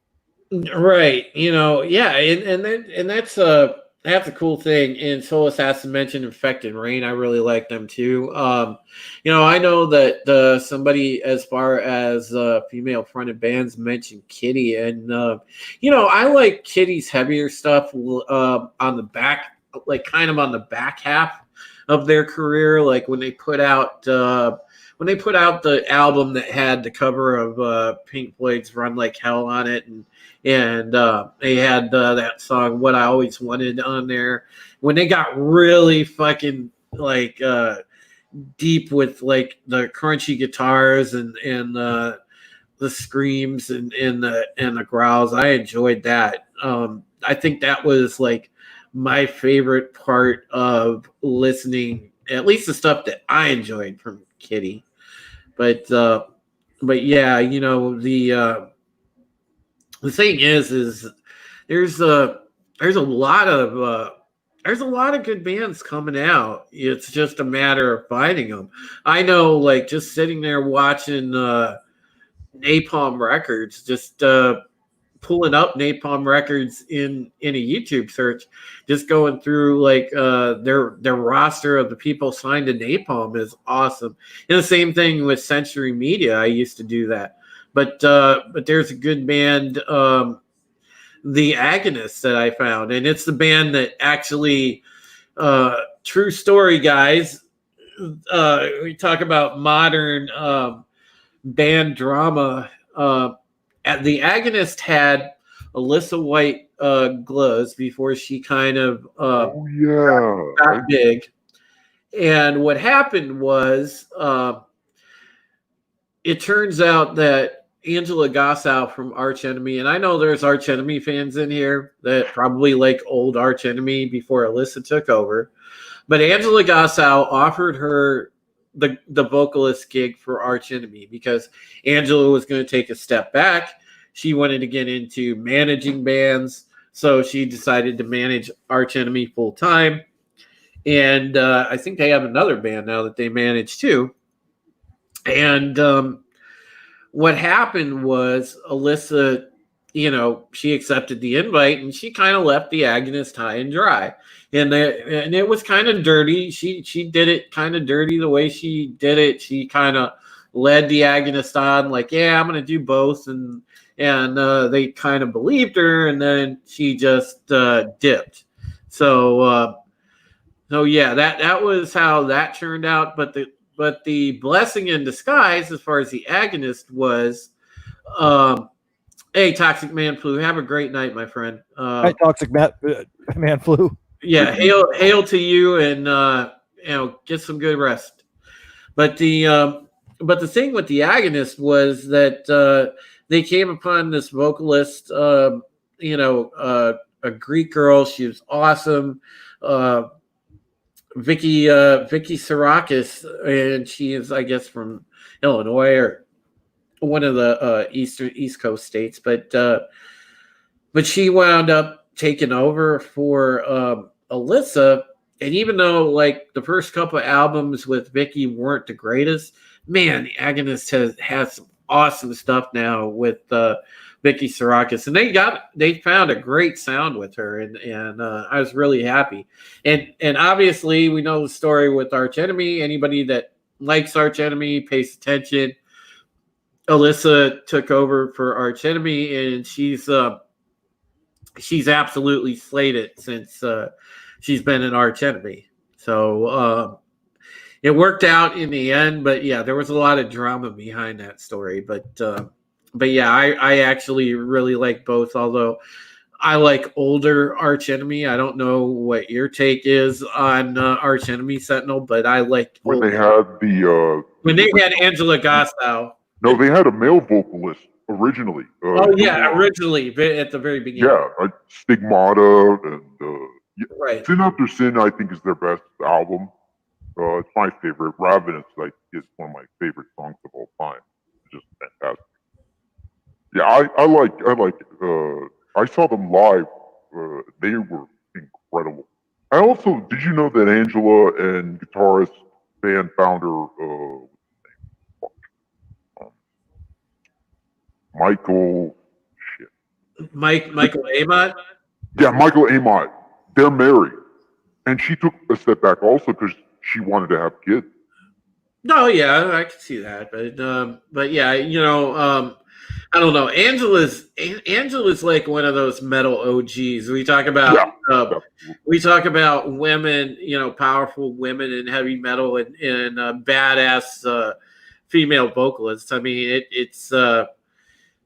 it doesn't get much better than Angela Gossow. I mean, I've always had a soft spot for Angela Gossow because I prefer that era of Arch Enemy over the Alyssa era, even though I find Alyssa is pretty good.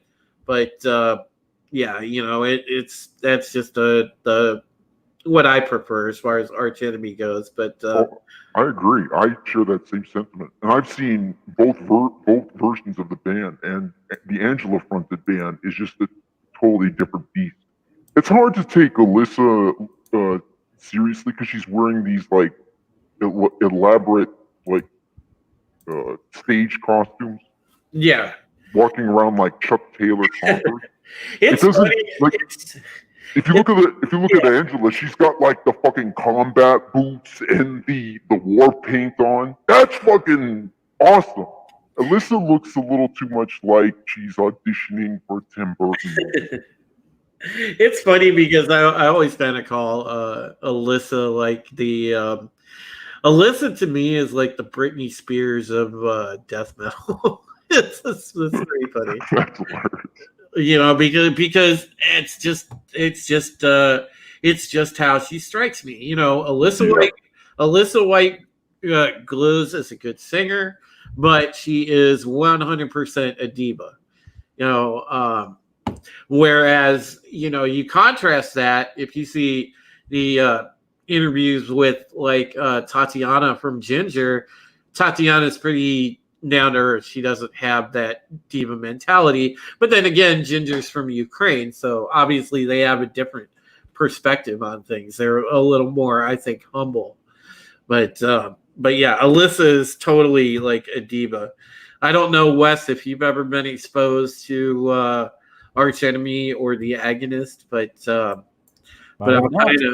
I'll kind of give you an idea since we're gonna break Wes's Arch Enemy and The Agonist cherry here. So let's see. The Epic Beard says Joan Jett, and R says Blondie. Oh, yeah, she did rock and rap, didn't she, Blondie? Doro Persh from the band Warlock. Oh goodness, Doro Pesh, yeah, she's classic. Her, Tara Torinen for the band Nightwish. Well, Christina Scabia from Lacuna Coil. Yeah, this decade's technically only 7 months old right now, Wookie. Well, actually, technically, we're still in the last decade until 21 comes around. We're in limbo. All right, so I want to kind of introduce people to the Agonist. This is their newest right here. I'll go ahead and share it. Obviously, we're not going to play the whole thing. We're just going to check some of it out. But yeah, this is from their new album, Orphans. And like I said, I give Vicky Sirakis a lot of credit. She sounds really good on this album. So.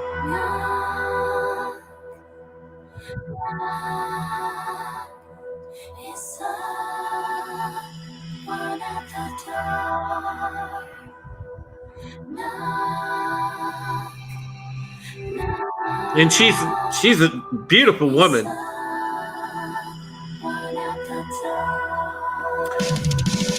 There's no fairy tales to read here, no damsels in distress, just two sisters that were caught in the mess. There's no wicked stepmother, fairy godmother, no one pleasant. To me, this kind of has a little bit of that rock vibe, but I like the aggressive guitar, and the drumming is on point. I love the drums in this. Day, waiting to be saved. No, is someone at the door. You fear crawling in the night. There we go.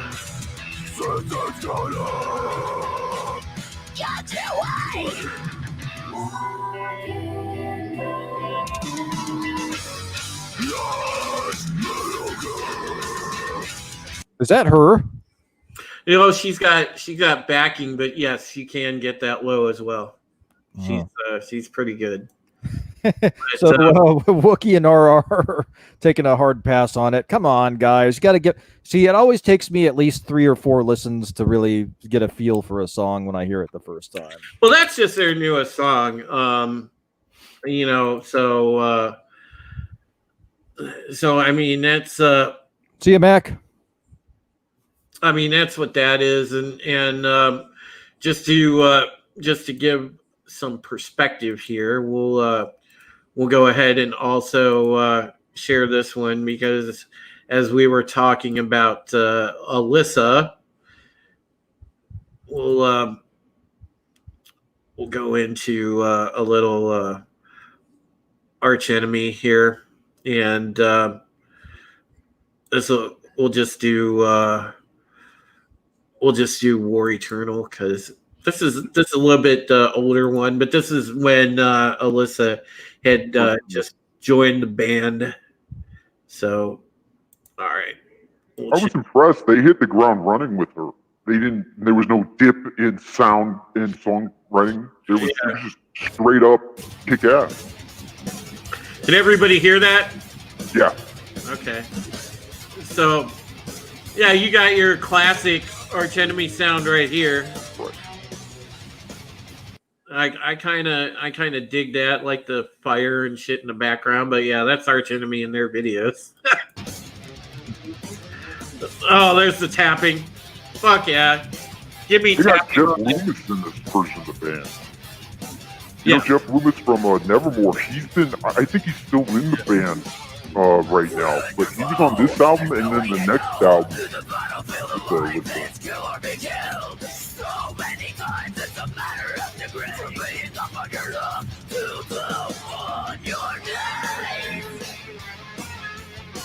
So, yeah. Metal Britney Spears, ladies and gentlemen. Yeah.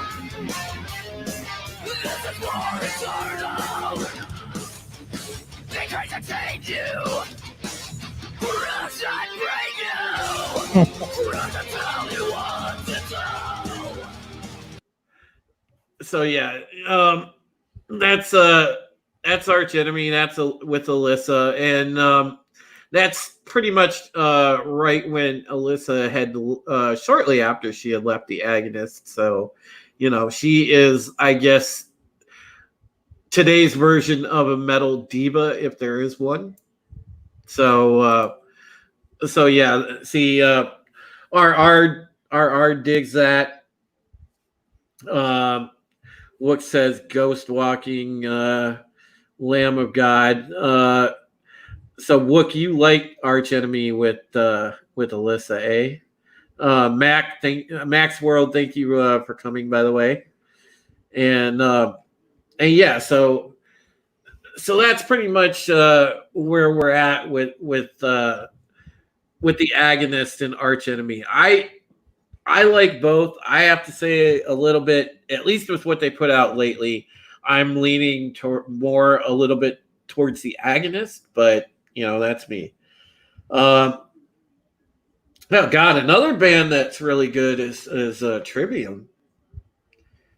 I like Trivium. I see. I could never get into Trivium really because it's a little fuck. Matt Heafy, as great of a guitarist as he might be, it's just I can hear the James Hetfield worship. He sounds exactly like James Hetfield. I like Matt though as a person. I've seen Matt's and Matt actually does Twitch streams. He's a streamer on Twitch as well. Matt's got a pretty good channel. I like him. I've actually talked to Matt in his chat before, and he has like, God, he has like, he gets like, Jesus, hundreds of viewers. So, it's hard to actually, engage with him in there. But, I've engaged with Matt in his Twitch chats before, and man, he's just a really nice guy. Really, really good dude. That's good to know. I'm glad about that. I mean, Trivium is an acquired taste for people. Some people are like, yeah, they're just Metallica carbon copies. Some people are really into them. I mean, what's your favorite record of theirs?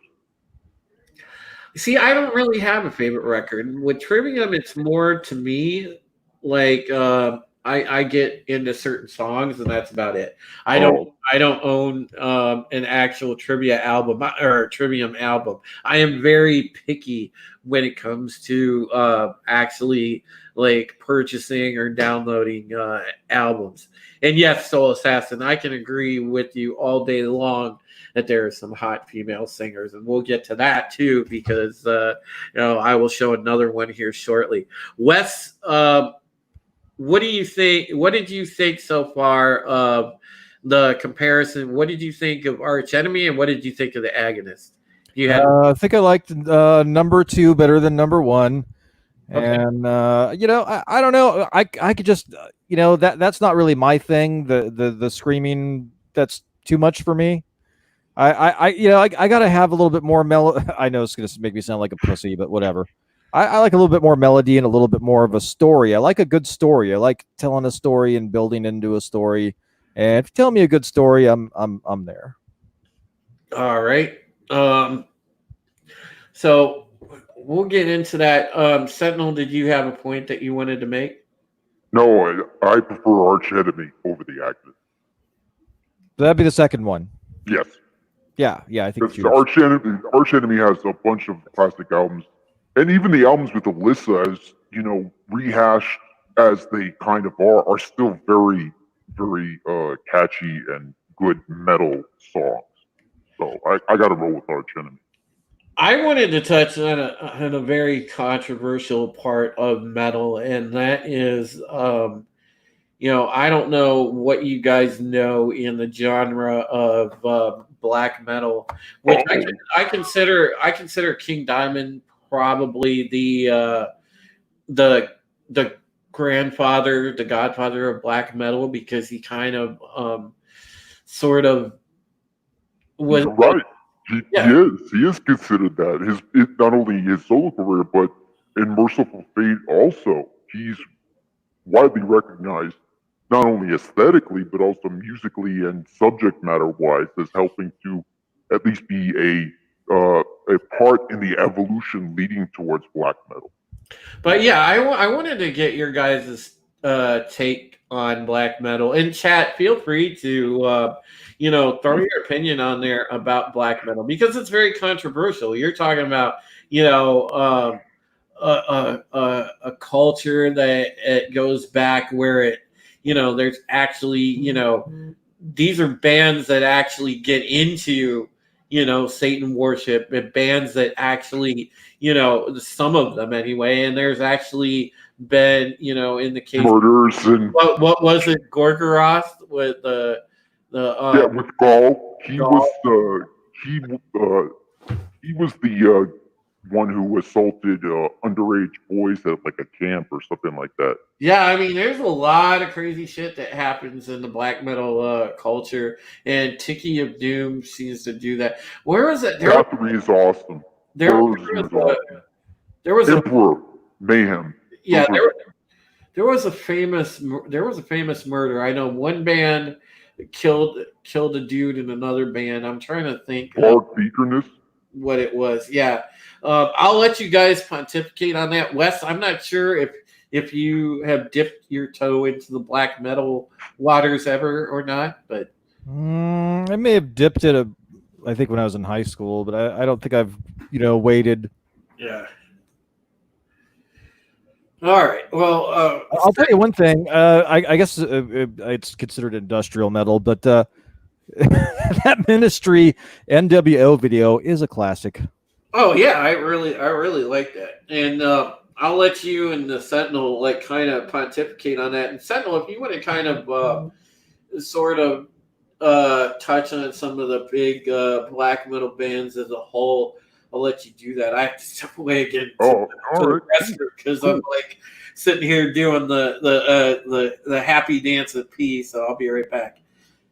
All right. First of all, chat, and to anybody who's listening, I am no black metal expert whatsoever. I have like all different genres of metal, I have a kind of a collective, summary of what it is, where it came from, and some of the hallmarks of the genre. Mostly, black metal is a departure from death metal, whereas death metal was thrash and dark. Black metal is a even more dissonant, more faster in terms of the tempo and blast beats. Not always blast beats. For example, Emperor does use blast beats. But really, the thing about black metal that I enjoy about it the most is it's hilarious. It's absolutely ripe for parody. You're talking about a genre. I think that's his most redeeming quality, not the music composition. Okay. Whenever you look at the guys in the face paint, Alice Cooper even said this. Alice Cooper was interviewed and he said, I always laugh at the black metal magazines when I'm in Norway. I always like, have you seen this one yet? This is hilarious. I mean, black metal is just a bunch of kids playing Halloween all the time. And that's from Alice Cooper. That's pretty extraordinary. Yeah. Well, see, again, he had his theatricality and his stuff. Okay, death metal and black metal, a lot of it sounds it's really one note to me. You know, it's really there's not a lot of dynamism. It's not dynamic to me. It doesn't. One of the things that I love. Okay, I'll give you an example. One of the things I love about Metallica is that you'd have a nice acoustic introduction to the song, and then it would rock really hard, and then you'd get into the middle and it would slow down, and there'd be a tempo change. Yeah, and it would rock really hard again, and then you'd have like an exit to the song. Dynamics and composition. Yeah. Yeah, and a lot of this death metal stuff is just like, and that's the whole song, and screaming, and it's like, whoa, hey man, give me a break here. I've got more than one emotion. Play my heartstrings a little. Well, there's times like, when there's times like when I will just like throw on some Dimmu, and I know people are split on Dimmu Borgir. I like Dimmu Borgir. They're pretty good. People give them shit for being like the McDonald's of black metal. I don't think so. They incorporated synths. They take a more Wagner, like in terms of like Richard Wagner, the composer. They take that kind of approach to creating black metal. It's very orchestral, big. It still has the screams and the blast beats and the visuals of the guys dressed up as like a comic book character, but it's still not that one note, that I think Wes you locked into really accurately. A lot of the black metal is so fucking one note and so boring that a genuinely interesting black metal band to deviate from that, the biggest criticism they're going to face is, oh, you're not black metal. You're trying to sound to appeal to a larger audience. Well, what the? See, this is what I don't understand about the black metal fan. It's black metal is the music equivalent to the battle scene in Transformers 3, and I fell asleep during that. It was like, whoa, too much going on. Pew, pew, pew, pew, pew, pew. Like, okay, too much going on, boring, falling asleep.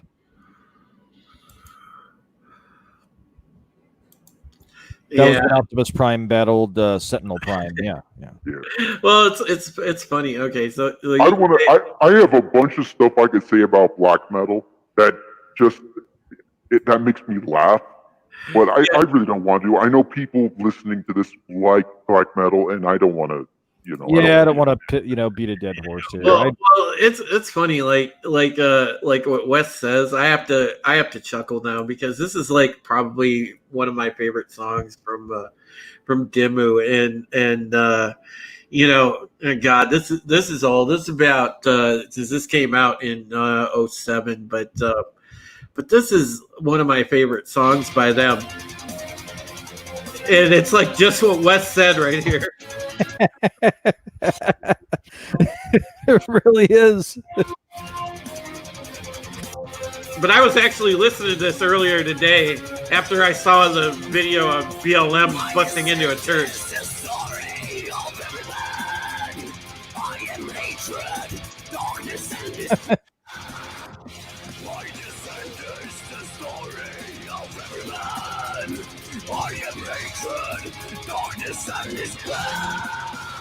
Yeah, they are definitely the McDonald's of black metal.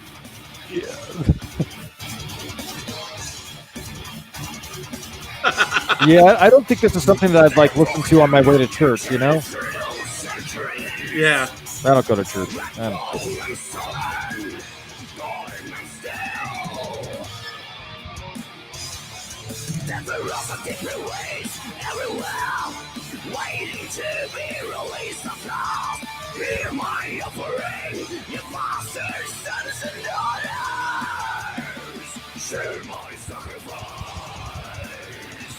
So we got the over the top visuals and everything like that, but oh god, you know, it's it cracks me up. Like everything that Wes just said was in that video.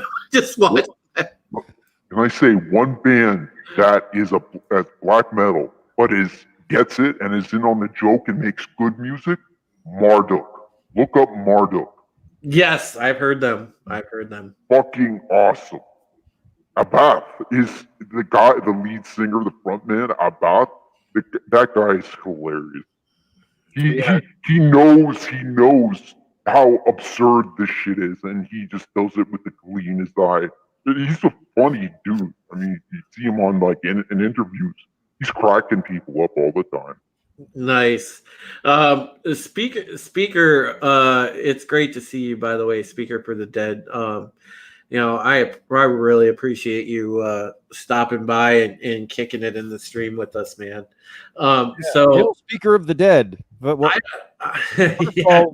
is name us a famous dead musician and what are they saying right now?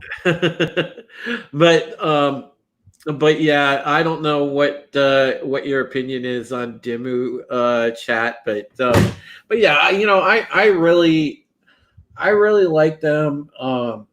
One band that I've seen live a couple times. I've seen Cradle of Filth live a couple times, and they're cool. Yeah, they're cool too. Well, here's the thing about Cradle. Like, I like Cradle's musicianship, but the problem with Cradle of Filth is, man, I just cannot stand Danny Filth singing, because Danny Filth just is like nails on a chalkboard to me. And it sucks because you know, there's a lot of good redeeming value to Cradle of Filth's music. They have good keyboards, they have great guitars, their musicianship is on point, but to me it's like, well, Danny Filth fucking ruins it. Because it's like holy shit, man. You know, I can't take it. You know, yeah, absolutely. Yeah, because I've seen them twice at two different shows, and it's just like, fuck, man. You know, and they were just stuck in the middle of the bill, whatever, because I was you know, I was at a festival watching them, but you know, it's like fuck, you know. Dimmu I've kind of followed through most of their career, because I remember when Dimmu was just coming out, they had Progenies of Great Apocalypse and stuff like that, and they had a buzz surrounding them, and they were at Ozfest one year. It might have been the same. Yeah, I saw them at Ozfest. I think it was Ozfest 2004. Yeah, I think that's what it was, Sentinel, because I remember that show, because I think Priest was there, and so was Sabbath. Yeah. Slayer was there too. Yep. It was good shit, man. I miss the old festivals, dude, you know, because they don't do them as much anymore, and obviously with the bullshit virus, we're not going to see we're not going to see a lot of concerts this year, which sucks. Everything's been delayed. Yeah. I got all the albums that have been released this year that I was supposed to go see live. Yeah, pushed to next year. So I have like 7 albums from 7 bands that I haven't even opened yet because it's like, well, I'm not interested because, well, first of all, I'm just not that interested to open them. And second of all, it's like they're not going to be coming around to my town for upwards of maybe 18 months, something like that. Why start listening to it now when I can just do other things? Oh man. Yeah, Yeah, I was supposed to see Tool in June, so that kind of sucked. I still haven't been to the new. We've in Sacramento, my hometown. We've got a new arena, and it's really cool because it has an indoor-outdoor concept. right. So, and I've not been there yet. I would go to see Disney on Ice to be in that cool new arena because of that whole indoor-outdoor thing. It's very cool. When Metallica was doing their Hardwired to Self-Destruct tour around 2016, 17, 18, did they play that new arena when they hit Sacramento? I believe so. Yeah. Okay. What was I doing then? I don't know what I was doing. I don't know.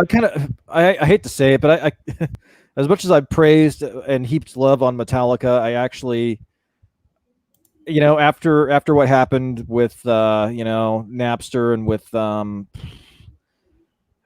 the release of Saint Anger, I mean that was like the final straw for me, and Yeah. I don't know. It's hard. I mean I still love them for what they did their past, but it's just hard to, I don't know. Well, the thing, Mixed feelings, mixed emotions. the speaker says he really loves Breaking Benjamin. For you guys that are Breaking Benjamin fans, apparently they are on the comeback trail, and I believe they're putting out new music. So there you go. So you've got something to enjoy and catch right now because they are putting out new music. I believe they have some stuff out, but this is the band that they were following me on Twitter for a while, Monochromatic Black, and I actually had a good discussion with, I believe, the guitarist for a while, and I think these guys are actually, they don't advertise it, but I want to say I think these folks are conservatives, but which is cool. I'm gonna show a little bit of this and introduce you guys to Monochromatic Black because this is a band I think that we should give a chance to. I think that their music has merit, and my God, is it freaking heavy. So I want to share this because this is a treat for me anyway. So check this out, and we'll go through it. But yeah, enjoy. Fucking blast beats.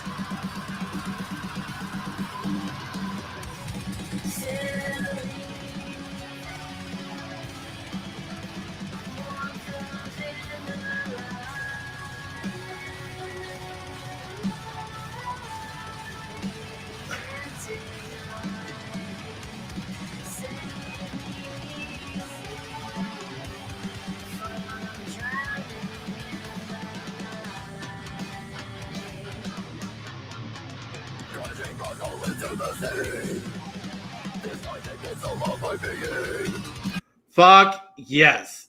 See, that's what I'm talking about. That is fucking heavy. What do you think? Early impression, Sentinel. I've never seen that done before. I've never seen, blast beats, consistent blast beats with like a nice, kind of soft singing melody kind of Well, up. And then she goes into devil mode. And then the breakdown comes, and she goes into just, growl. Nice change up. Yeah. Nothing that really steps out and grabs me. I'm not really But it's a nice change in terms of writing this kind of music. You don't see that often. Yeah, for this kind of music, I think it was a nice change. You know, she kind of sounded like the lady from like Garbage. Yeah, you know what? Wes, Yeah. way, yeah, she has a bit of a Shirley Manson vibe in her normal singing. So yeah, let's check out a little bit more. I want to put on "Only Happy When It Rains" now.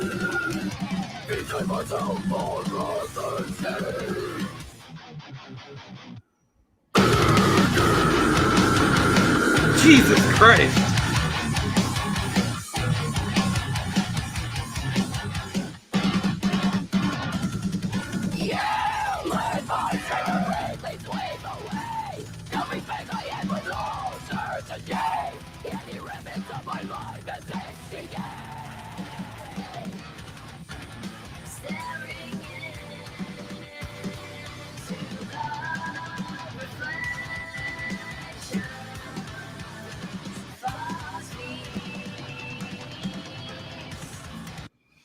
All right, so what do you think about that?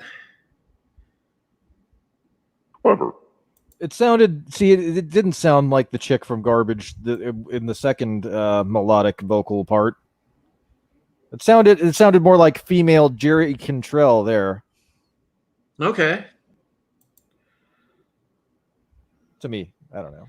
Yeah. It's interesting. It would be something that I'd have to probably listen to a few times. See, the best way to catch me on getting impressions of music, usually I'll have to pop on new music when I go for a drive, and I'll sometimes purposefully go for a drive and just like let things that I haven't, instead of skipping, I'll just let music play, and that's how I kind of introduce myself to new music. Soul Assassin says, "Point me towards the mosh pit." Nice.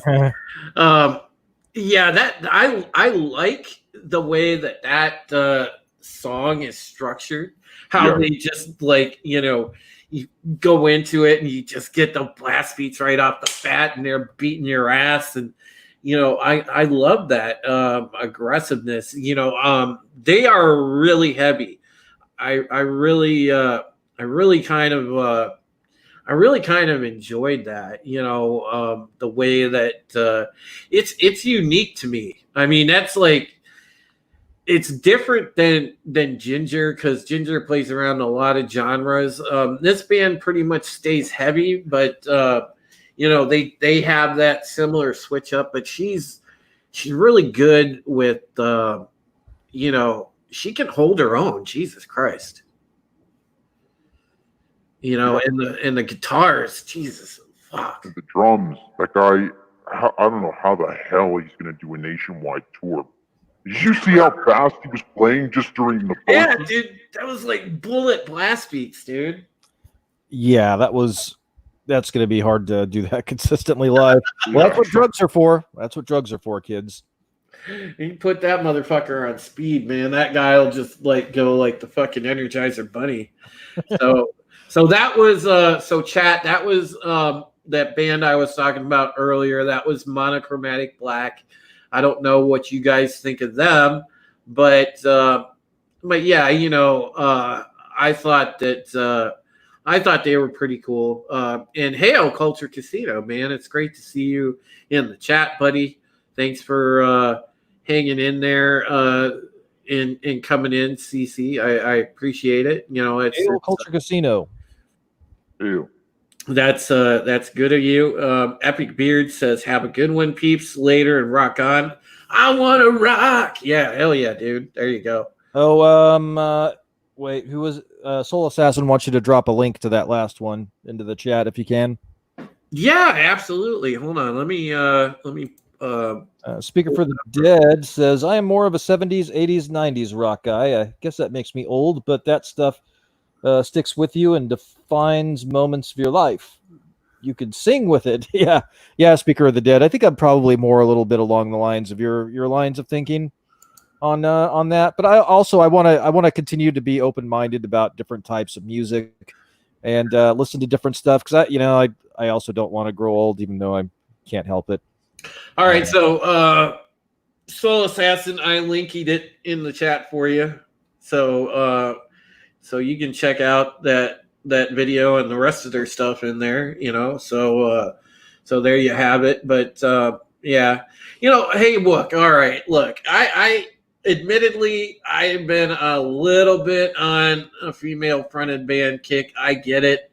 It's not for everybody. Some people are like, yeah, it sucks and this and that, but there's a lot of fucking good bands right now that just happen to be female fronted, and I mean they're kicking some fucking ass. I give them their credit. And it's listen. I don't necessarily pick a band because it's female fronted. It just I should just bring this up. There's a band right now, all women, and they kick fucking ass. They're called Burning Witches. Look up Burning Witches Black Widow. Okay, let's check that out. That's not a gimmick band. You're going to see 5 chicks, great musicians, who can write kick-ass heavy metal songs.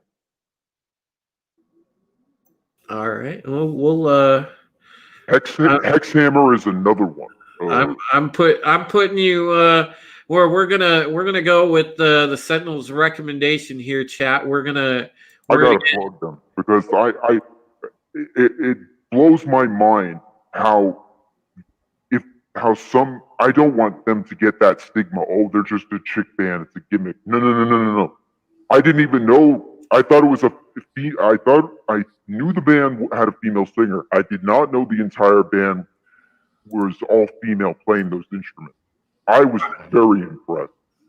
All right, so let's Black Widow. Let's check this out. Oh yeah, it has a real kind of Motley Crue kind of vibe about it. Oh yeah. Oh yeah. Fuck yes, give me that fucking guitar lick at the beginning. Fuck yes.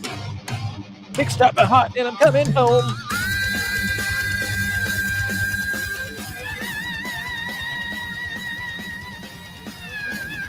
This gives me an 80s vibe. I dig it.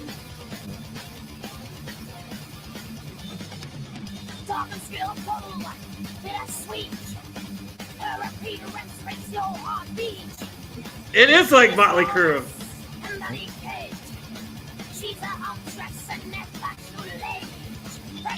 Too fast for love. Yeah. She makes you brave, she makes you bad. I got some beauty, I'm in the shadow. The gloom of the night. I want to marry the guitarist and the drummer.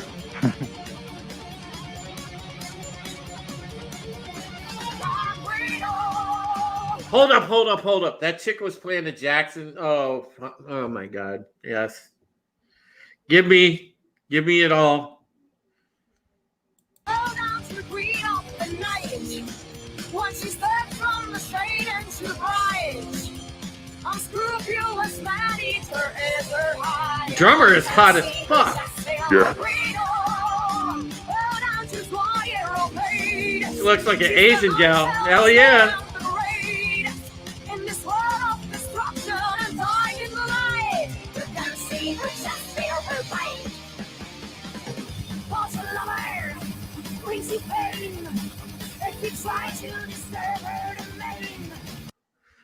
I'd love to hear, I'd love to find out more about their story. It seems like it'd be really hard to find chicks that can play that. I mean, just because it seems, it's a male dominated industry. It seems like it'd be hard to find. I wonder how those chicks found each other. I'd have to look that up. That that reminds me of the first thing that came to mind was Livewire by Motley Crue. That's what came to mind, and then it's all and the other thing that it made me harken back to was Vixen. Yes, but this is like Vixen on steroids, obviously, because these gals are a lot heavier. But man, and when I saw that chick playing a Jackson, I got a boner. I was like, what the hell? That's great. The guitarist for Burning Witches, the new guitarist that was brought in the second album and has been there ever since. Her name's Sonia Anubis. She has a YouTube channel. I follow her YouTube channel. She's adorable. This is the next guitar god, Sonia Anubis. She's like 19 years old, from from Finland or Norway. Yeah, really man. sweet. I'm telling you guys, I think we're missing the boat. Those of us that are single, we just need to go pull some of those Euro babes, and we're set. In Europe, metal is so healthy. It's so it's not like the States. The States are the drizzling shits for good metal music. Of course, we know good metal music, where to find it, because we know the bands that do good job. But in Europe, they grow metal bands out of the ground. I mean, it's yeah, absolutely. So I think they're from Europe, according to Burning Witches group. Probably multiple different countries from Europe. They got together. Yeah, I know. Earlier, somebody was talking about Infected Rain, so we'll check out a couple minutes of Infected Rain. But yeah, the thing is I get it, with the female fronted bands or female bands.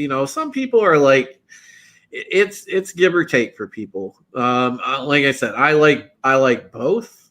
I'm lately I find myself listening a little more to this stuff, and there's nothing wrong with it. It's just good music to me. But yeah, we'll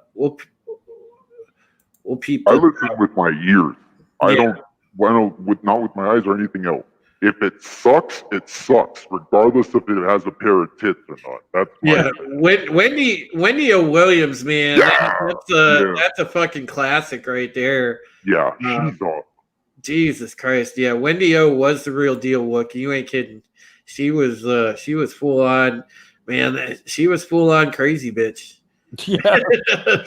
Did she used to go on stage with like clothespins on her tits or something? Yeah, man, she was nuts, dude. But she's dead, right? Yeah, we'll check out check this out right here. This is Infected Rain. Yeah, we show some of those of course, stuff. We'll probably get the stream wiped. Yeah, I don't think we're gonna get the stream wiped. I'm trying to pause in between. That's why.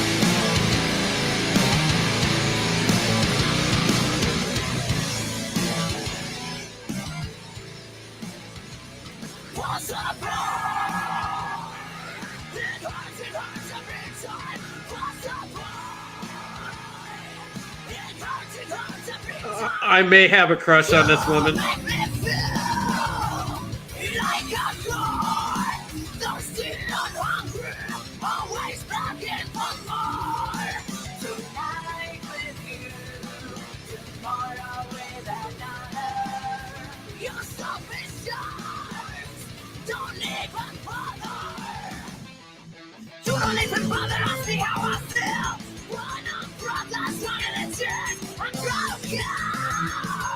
See, with their music, they kind of have a little bit of a new metal vibe to it. It's different from Ginger in the sense that this has a bit of a new. I think I'm detecting detuned guitars.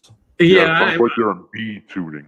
Yeah, I feel like a little new metal vibe to this, but man, God, I do have. All right, I'm not gonna lie, I have a crush on this lady.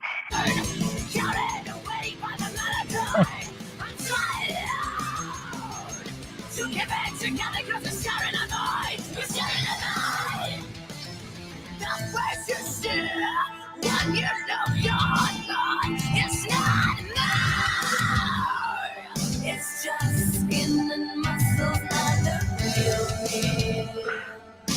Not the me you hear when I say to you. Not the me you feel when I touch you. Not mine, not mine. Somebody, it hurts every time.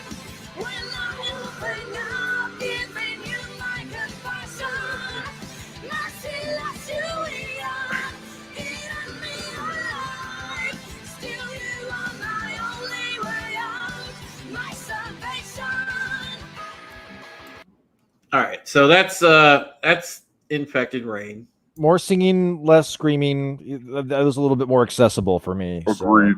Agreed. I like that part where she was actually singing. Mm-hmm. It's got a nice little voice when she actually, uses it. Yeah, Soul Assassin. That is Lena Scissorhands, as you alluded to, and Speaker for the Dead. I've actually heard the Who. They're interesting. They're interesting. Very interesting. But Lena. Oh God, she's friggin' gorgeous.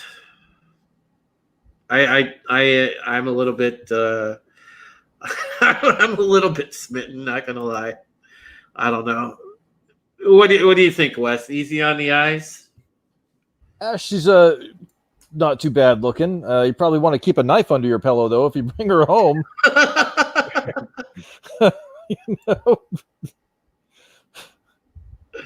Right. Your pillow, not her pillow. Keep the knife away from her.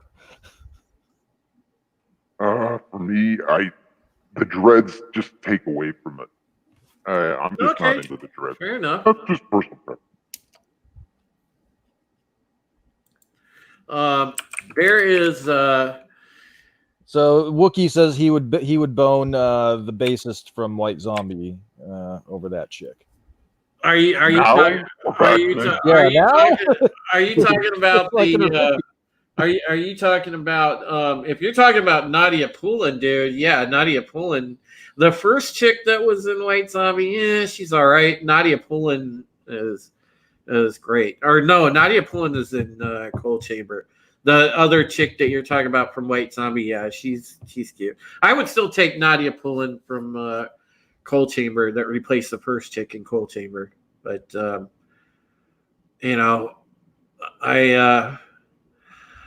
want to kind of play this because we haven't mentioned this band, and I don't know about you guys, but anybody that knows metal should at some point give this a listen because this band is friggin' amazing, and I definitely want you guys to hear this because it's fucking awesome. Oh yeah.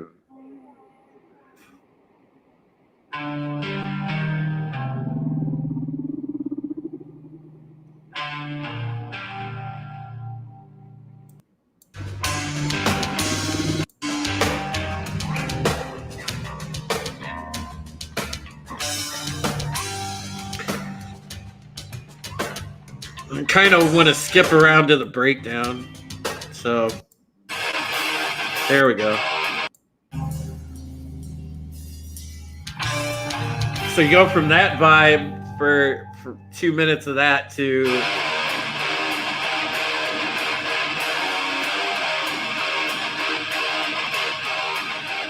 Gojira is one of the best bands in the world. So for anybody that's not heard Gojira yet, you need to.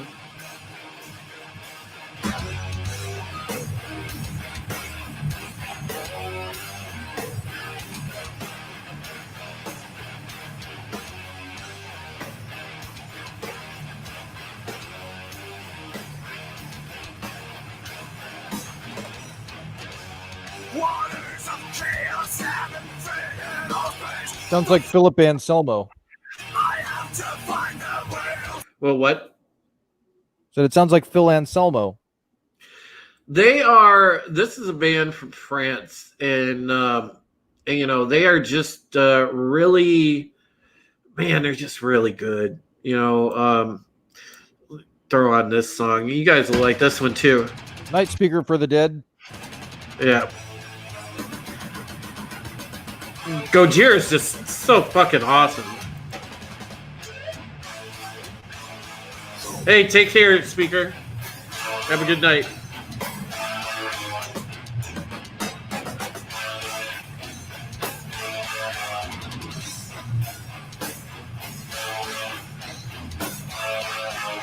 I mean, that guitar work, that's just solid right there. And the drumming, next fucking level. The composition is really good. They're writing and placing different rhythmic verses in such an interesting pattern. It's heavy, but it's also from the fresh. Like it's.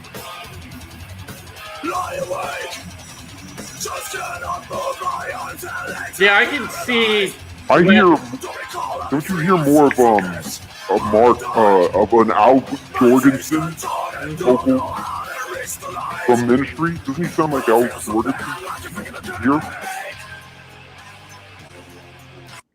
Yeah, right now I would have to say like Gojira, they are one of the top metal bands in the world, period. Musicianship, everything else, easily one of the top ones. So hey Kronos, thank you so much.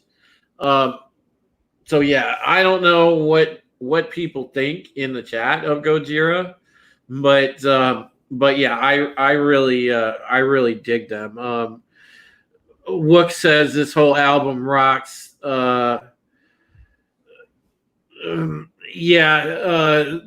Mars to Sirius is probably the best entry for anybody to come in and start listening to Gojira. Yeah, I would definitely say Mars to Sirius. Now, if we get into talking old school, man, do you guys remember Napalm Death at all? Yes. Yeah, Napalm Death was great. Oh God, there was another one that was really good. When I got into Slayer, I also got into Morbid Angel a little bit. Morbid Angel had some good stuff for a while. Yeah. Cannibal Corpse. Yeah. I always like Cannibal Corpse, and I know people mentioned Cannibal Corpse before. I always thought Cannibal Corpse was pretty good, but again, I prefer stuff like something like Death because you can hear more of the lyrics. When you listen to stuff with like Chuck. If you like Death, can I make a recommendation right now that I would like maybe you to check? What's that? If you like Death, Drew, check out Children of Bodom. Every Time I Die. Yeah, I've heard. You've had all right before. Yeah, absolutely. Children of Bodom is weird because they fuck around a lot. They had a lot of stuff that they did, dick around albums, as I like to call it. Yeah. But Children of Bodom is a pretty solid band, but they're, they kind of run that gamut between, sort of flirting with rock and metal, and I can dig that, but their early stuff. You got the first 4 Children of Bodom albums are in the same area code as the first 4 Metallica albums. They're untouchable. Everything done after the Hate Crew Death Roll in 2003 is absolute horse shit. They're basically recycling their own recyclable.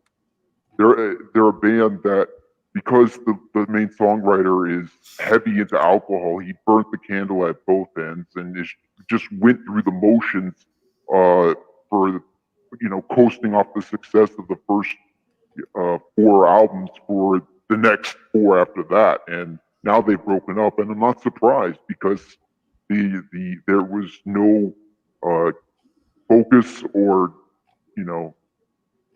dedication to making good music. They just it was just one of those situations where they start great at the beginning of the career and then completely. One of the bands I miss, and Wes, you might know this band. I miss Fear Factory. Oh yeah. I think it's been a while. I don't know. All right, let me refresh people. So this is one of the bands, guys, that I think doesn't get a whole really ahead of their time in terms of industrial, mixing the industrial and metalcore, I would say. So Wookie, you finally found something Wookie likes. He says Gojira is the shiznit. Yeah. Oh yeah. He's on the Gojira. He knows what's up with Gojira. And that's good, man. Yeah. But Fear Factory to me never really got the I guess credit that they deserved. You know, because we'll check out a little Fear Factory here because I want to for people that have never heard them in the chat.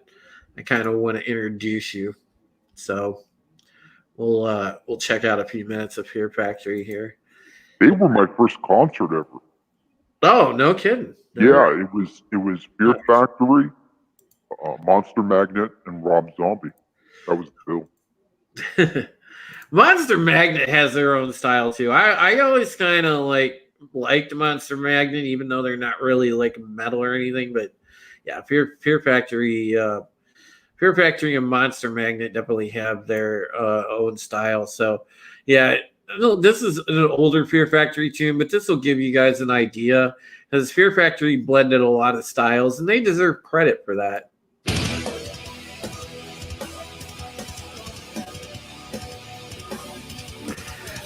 The thing that killed Fear Factory was they went through too many lineup changes. You must never forget the essence of your spark. All of that which defines you is the essence of your blood.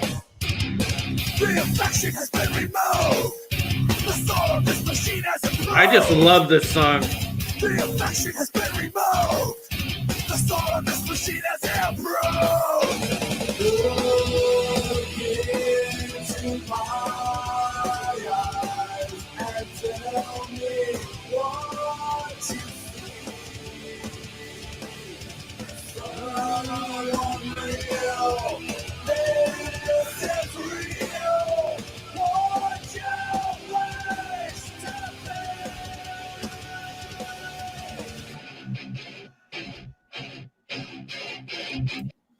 All right, so Wes, what do you think of Fear Factory? Yeah, I mean, you know, it gets more of that guttural stuff that I can't really get into that much, but you know. I mean, I thought this song is kind of catchy. It's fantastic for me. I hadn't heard this Fear Factory song before, but it's exactly the kind of song I like as far as because like Killswitch and Fear Factory very similar. Am I wrong or am I right? You know, I think Fear Factory is more experimental because they use a lot more elements of different things. I mean, look, you can probably, with you being a big Fear Factory fan, you can probably enlighten me on this a little bit better. But I believe Fear Factory did a lot of experimental stuff. They're similar to Ministry in some ways, and Fear Factory also did they did a whole kind of hybrid electronic album. And Shellback, thank you, buddy. You know, in case anybody's unsubbed from my channel, please resub if you can. It's like YouTube has been being a dick lately, and people have been losing subs. So double check if you're subbed. And I've noticed that, and I'm not the only one that's noticed that, and I'm not the only one it's been happening to. It's started to get some real momentum of that Brie, you know, my Brie Larson interview live stream. I think I picked up like 4, possibly 5 subs on that one, and all of a sudden it's like YouTube, something weird happened. Some weird switch got flipped, and like on the monetization screen, I've got 1 count. On the dashboard, I've got another count, a higher count. And then on the public facing part of the website, I've got the low count. right. It's like, what the fuck is going on here? Yeah, and that happened to Shellback too. Shellback lost some subs, and if you're not subscribed to Shellback, make sure that you do. It's crazy, the thing with YouTube, they target us. I know they target us. I'm not stupid. They don't like voices that tend to go off the reservation and try to speak the truth and things like that. And they target us. They hate us. And I get that. But you know what? I like giving them the big fuck you. And even though that we have to jump through extra hoops, we have to constantly check and recheck who we're sub to, make sure that we're sub to the people we want to be sub to and everything else. It's a pain in the ass, but it's worth it. I keep Gotta get that message out there, and we got what we're saying is too important, and Exactly. you've seen how they've memory holed and disappeared and unpersoned people that were at least part of that movement, and it's like, oh, this is bad for you, this is why it's bad for you. Wait, I can't see for myself. No, it's gone now, just listen to us, we'll tell you why it's bad. Yeah. It's very Orwellian, it's scary, and so we've got to check our subs, and be proactive about that. Follow people on Twitter, and network like we're doing. Start your own channel. That's something you should consider if you haven't done it. It's free. Why not? And of course, we here in the Fandom Menace will support one another and network and cross pollinate and lift, rise together. Yep. And I wanted to say to Soul Assassin about Machine Head. Rob Flynn. I think Machine Head is still together, but Rob Flynn is a real fucking asshole. Oh, and he there was some drama going on not long ago. I want to say a couple years back, and he got kind of fucking chastised up and down throughout the fucking metal world for what the fuck he said. Shellback says, I'm not gonna lie, seeing Katie Sackhoff and hearing your voice is confusing my genitals. Yes. It has that effect. It does have that effect, sir. Oh man. But yeah, Rob Flynn is kind of a fucking dickbag. I've always been iffy on Machine Head anyway. To me, they just kind of like rode the fucking wake of everybody else. I've never been big on them.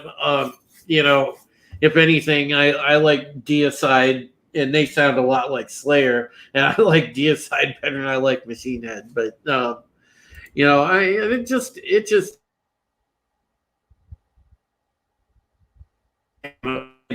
True. What happened? Did we get taken out? We're good. Rob Flynn is now a YouTube hero. Coming after us, man. Is he SJW? Yeah, Rob Flynn is the biggest SJW in metal. It's pathetic. It's I don't know, man. He is in the blabbermouth.net Hall of Shame. The stuff he would say in the years after Trump was elected, I mean, it'll make you cry laughing. I don't know. Go and watch, or go and look at Corey Taylor's Twitter. Oh, that's another one. He's too rich that he doesn't need to. He's so rich he can say dumb shit and not have it affect his bottom line. Unlike Rob, who basically was such an ass. All three of his other bandmates pretty much quit on him, and he had to hire all three new musicians to replace them. And then he released an album that was like a regression. He regressed as a songwriter. Yeah, I don't know how you do that. Well, I mean, he had a really good case to say, hey, I made a classic album. It's called The Blackening. No, well, what the fuck have you done after that? Now, Machine Head yeah, he was new metal when new metal was cool, and then he left that look. And then he adopted the more traditional look that metal's associated with. But lately, he's dressing with the Antifa bandanas and that kind of iconography. He's just it's sad. What a puss! What a fucking pussy, dude! And the only situation where I had mixed feelings was him. Do you remember when Phil Anselmo Pantera was caught at Dime Bash giving the Nazi salute? This was a few years ago. Rufflin gets on Rufflin gets on the internet and buries Phil for doing that. Yeah, I remember that. Yeah. So it's like I want to. You're kind of right. Phil is an ass. He did an asshole thing, but why are you bringing attention to it even more? Yeah, fucking Rob Flynn. Yeah, I never just really liked Machine Head. Period. Hatebreed. Yes. Look, I enjoy Hatebreed. The other band I really like, and I want to get your take on it because Wes, I know you've heard them before. And while we're talking about female fronted bands, I mean, we can't leave out the biggest fucking female rock singer right now, which is easily Lizzie Hale. What's your take on Hailstorm? Because I mean, I like Hailstorm. I mean, I'm not in love with Hailstorm, but they got a good sound. If anything, Hailstorm does at least honor the old sort of Guns N' Roses, Skid Row-ish type sound, and I thought that there was some hope that they were going to usher in kind of an era of rock and metal comeback. Like they would start off with the sort of rock vibe, and then people would ride that wave with them, but it never happened, and that sucks because I don't know what you guys think, but there's a lot of us that go years back, like that can remember the 80s, and you remember going through the radio stations, and my God, you could go on and there were so many different cities that had like a Z-Rock channel where you would just lock that fucking radio station in and you would hear good shit all day. Like you would hear like Bark at the Moon by Ozzy, and then the next song they play Trapped Under Ice by Metallica. Next song it would come on would be, something by Motley, and then on down the list. But I mean, it would be just a rockin' ass fucking station, and you would hear hard rock and heavy metal 24 hours a day. But it's just like, fuck, man, what happened to good rock radio? It sucks that it's gone. It's they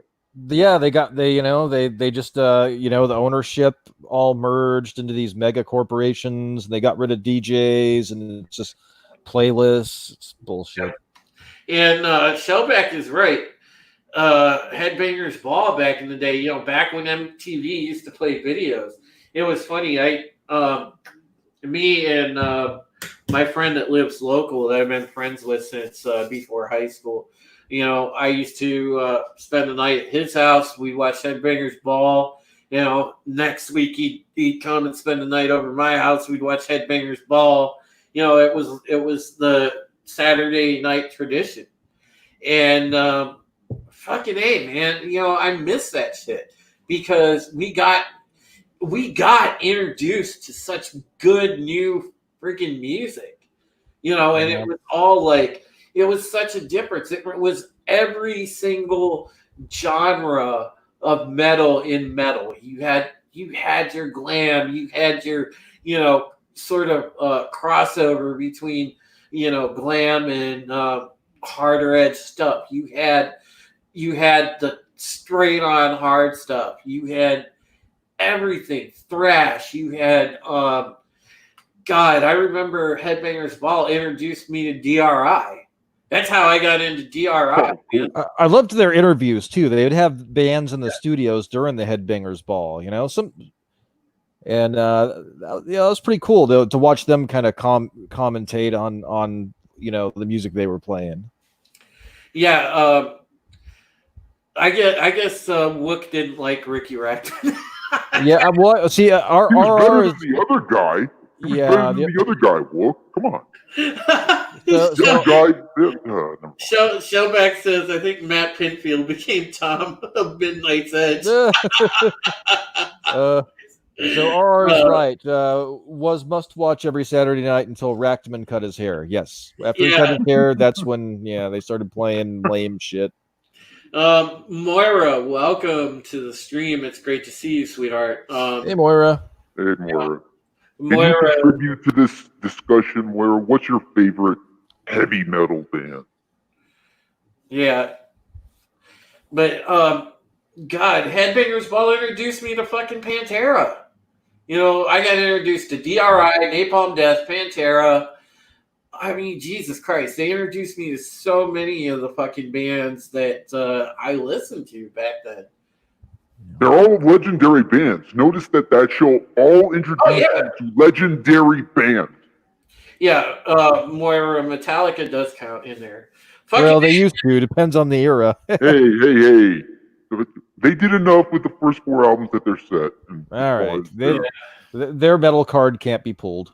Well, no, my favorite album definitely is Ride the Lightning. Second favorite is Puppets. You know, every actual like Metallica fan that knows something, that should be your top two. Yeah. It is, yeah. You know, I always go back and forth because there are songs that I love on Puppets, and there are songs that I just. So I think compositionally, Lightning is a tighter album. Yeah, absolutely. But Puppets have, you know, I kind of like the diversity of styles that are on Puppets. And like, okay, I don't know if some of my subs know, but I love Leper Messiah. I mean, of course, yeah. Send me money. But you know, if I ever get copyright claimed, you're going to be doing the outro, Sentinel. All right. But yeah, you know, Shellback, we actually covered Motley Crue earlier in the stream. We were talking about the fact, you know, we were covering the glam, and I think Motley Crue and Poison were the two big heavy hitters in that. Wasp. People should bring up Wasp more. They get lost in this. Wasp was the shock rock Motley Crue on crack version of that band. Wasp was really interesting. I really liked a lot of Wasp's early stuff. You know, Blackie Lawless was kind of over the top, and then they kind of had a vibe like they were heavier than Kiss, obviously, but they were like Kiss without makeup, but heavy. Yes. And I really liked Wasp, actually. You know, at least their older stuff. And RR says Drew can sing some mean Poison. Yes, you know, he was there for that. I may have been on one of Mr. CCDV's karaoke streams. But yeah, you know, I mean, listen, there were a lot of us that listened to metal, and I always kind of kept metal under that general umbrella. You know, hard rock, heavy metal to me, you know, it was always, you know, you had your glam and you had your heavier stuff, but man, it was all metal to me. But it is all metal. Not looking back, we were idiots to make it into this tribalistic, you know, sharks and jets kind of view. Yeah, there's so many retarded subgenres that people come up with now, especially Viking now. metal, pirate metal. I'm like, what the fuck? You know, I mean, Jesus Christ, you know, I like fucking for example, I saw some comment on a video, and it was and I think it's what you were talking about, Sentinel. It was an Ailstorm video, not Hailstorm, Ailstorm. And somebody said, "Oh, it's pirate metal." I'm like, what the fuck are you talking about? It's metal. Yeah. I don't know. Kind of reminds me, it kind of reminds me of the way street racing used to be, how, you'd have like the Ford guys and the Chevy guys and the Mopar guys, and those guys pretty much hated each other and were very loyal to their brands. And then the imports came along, and it was kind of like you had the American Iron guys, the Ford, Chevy, and Mopar guys basically stuck together and became kind of like the American Iron guys. Yeah, and then you had like the import guys would show up, and it was like, what the fuck is that? Who wants to race a fucking Honda? Well, that was in the camp of why would you do that? But Shellbag actually brought up an interesting thing about the fucking Beastie Boys, man. It was so cool that I thought, like the Beastie Boys had a unique gimmick, but the thing was, like, even beyond their rap albums, when they started to actually play, people were like, holy shit, these guys are a fucking good band. Man, the Beastie Boys were fucking talented. Mm-hmm. And damn, man, they were good instrumentally. They got so much play for their rap, but God, they were good musicians as well. And that's what I think is kind of lost when we talk about the Beastie Boys. But yeah, and they survived into the 90s too, which was pretty unusual for that era. Not a lot of bands really of any survived from the 80s. Absolutely. They thrived well into the 90s and even into the new millennium. They were still kicking ass. Yeah, look, you're right. Paul's Boutique is a good album. That doesn't get enough credit either. Everybody's like, everybody goes for the one that has Fight for Your Right and all the shit on it. But Paul's Boutique was fucking great, But yeah, there's so much good stuff between like what we did grow up on and what we have available to us now. And see that. Go ahead. That's the interesting thing when you get like a Russell Simmons together with a Rick Rubin. You get stuff like that. A very unlikely pairing, right? Mm-hmm. Yeah, and and as far as the stuff that we kind of showcased for some of the current stuff, and if I didn't get to somebody's favorite band of today, I apologize. We were just kind of showcasing around different stuff, and if you enjoyed this stream, I'll do another one of these streams down the road, and we'll have on more people to talk about it. We'll have on Nano Reaper and some other people, and we'll get some different perspectives. But I think that there's a lot of bands out there that we can find and we could share with one another. I think heavy music is alive and well. Yeah. But what it is we just need to start sharing it and get it back out there and grow it organically, so it kind of kicks in the door of the mainstream, and it would help. Listen, like Sentinel and I were discussing before, and Wes, it'll help when there's a band that says fuck authority. We're gonna come kick the door in, rock your ass, and say what we got to say, and nobody's gonna shut us up. When somebody comes in with that attitude again, it's gonna kick off. It's gonna start a fire. Whoever you are out there that knows how to play a guitar, even if you don't think you're that good, get together with some other musicians, write some music. I want to see a band come out and just be fearless and do that shit, because it's going to start a whole new rock renaissance, if you will. I mean, there's going to be metal played on the radio again. There's going to be rock music played on the radio again, but it's up to, some bands to be fearless and start that off. And then the fans are going to come. We're going to eat that shit up. We're going to be behind that 100%. Because right now people are pissed off. They want to change the fucking culture. They want to get rid of this gay-ass music that's out now. And they want good music back. And it's about time we get good music back. But, hey, hey, look, I digress. I'm just happy that we had a good stream tonight. I'm glad everybody turned out. Thank you so much for supporting it. And Wes and the Sentinel have been friggin' awesome, like they always are. I mean, I love the Sentinel and I love Wes. And, I'm going to go ahead and let these guys do their thing, give a final thought, and plug their channel. So we'll go around and we will start with the Sentinel. So go ahead, bro.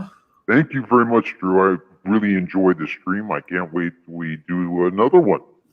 I am the Sentinel. I make music videos. I upload videos related to pop culture, Star Wars, comedy, general ideas, thoughts, expressions. I cover Marvel, DC, and a host of other innocuous things. So please sub if you're interested in that. Thank you. All right, and we'll go with Wes. I'm going to harken back to my karaoke stream. Rock and roll ain't noise pollution. Rock and roll is just rock and roll. So I am Wes Moody of the Wes Moody Webcast, where I talk about pop culture, current events, occasional conspiracy theories, occasional car talk, and I will vlog about whatever the heck I want to because it is my webcast, as seen on youtube.com/Wes Moody Webcast. I'd be honored if you would consider subscribing to the channel. If you think you are subscribed, please check and make sure that you are, because YouTube is unsubbing people. Hope to see you there. See ya. Yeah, and Shellback, you were asking about a Southern rock type of band. Check out Hell Yeah. I think you'll be happy if you check out Hell Yeah. That will definitely be the ticket for you. Very, very good band. And, of course, I am Supreme Heretic. You can catch me on this channel. Actually, a couple days, the Pegasus Actual podcast will be going on this channel, and we'll have season 2, episode 11. I believe it's Resurrection Ship, but yeah, it's going to be awesome. So make sure you catch that, and you can read me on boundingintocomics.com. And of course, if you want to support the channel, help the channel, I'm not monetized. You can hit me up at paypal.com/Supreme Heretic, and you can throw something in there. That's all I got right now. I don't have like anything else, and all proceeds that get donated to the channel go to help my mom who has leukemia, and also with the current medical issues that I'm going through. So remember, donations are always appreciated, never required. I'm happy either way with you guys just showing up and supporting, just my humble self. So thank you so much. And with that, guys, take care of yourselves and each other, and we will see you soon. Take care, folks. See ya. Bye-bye.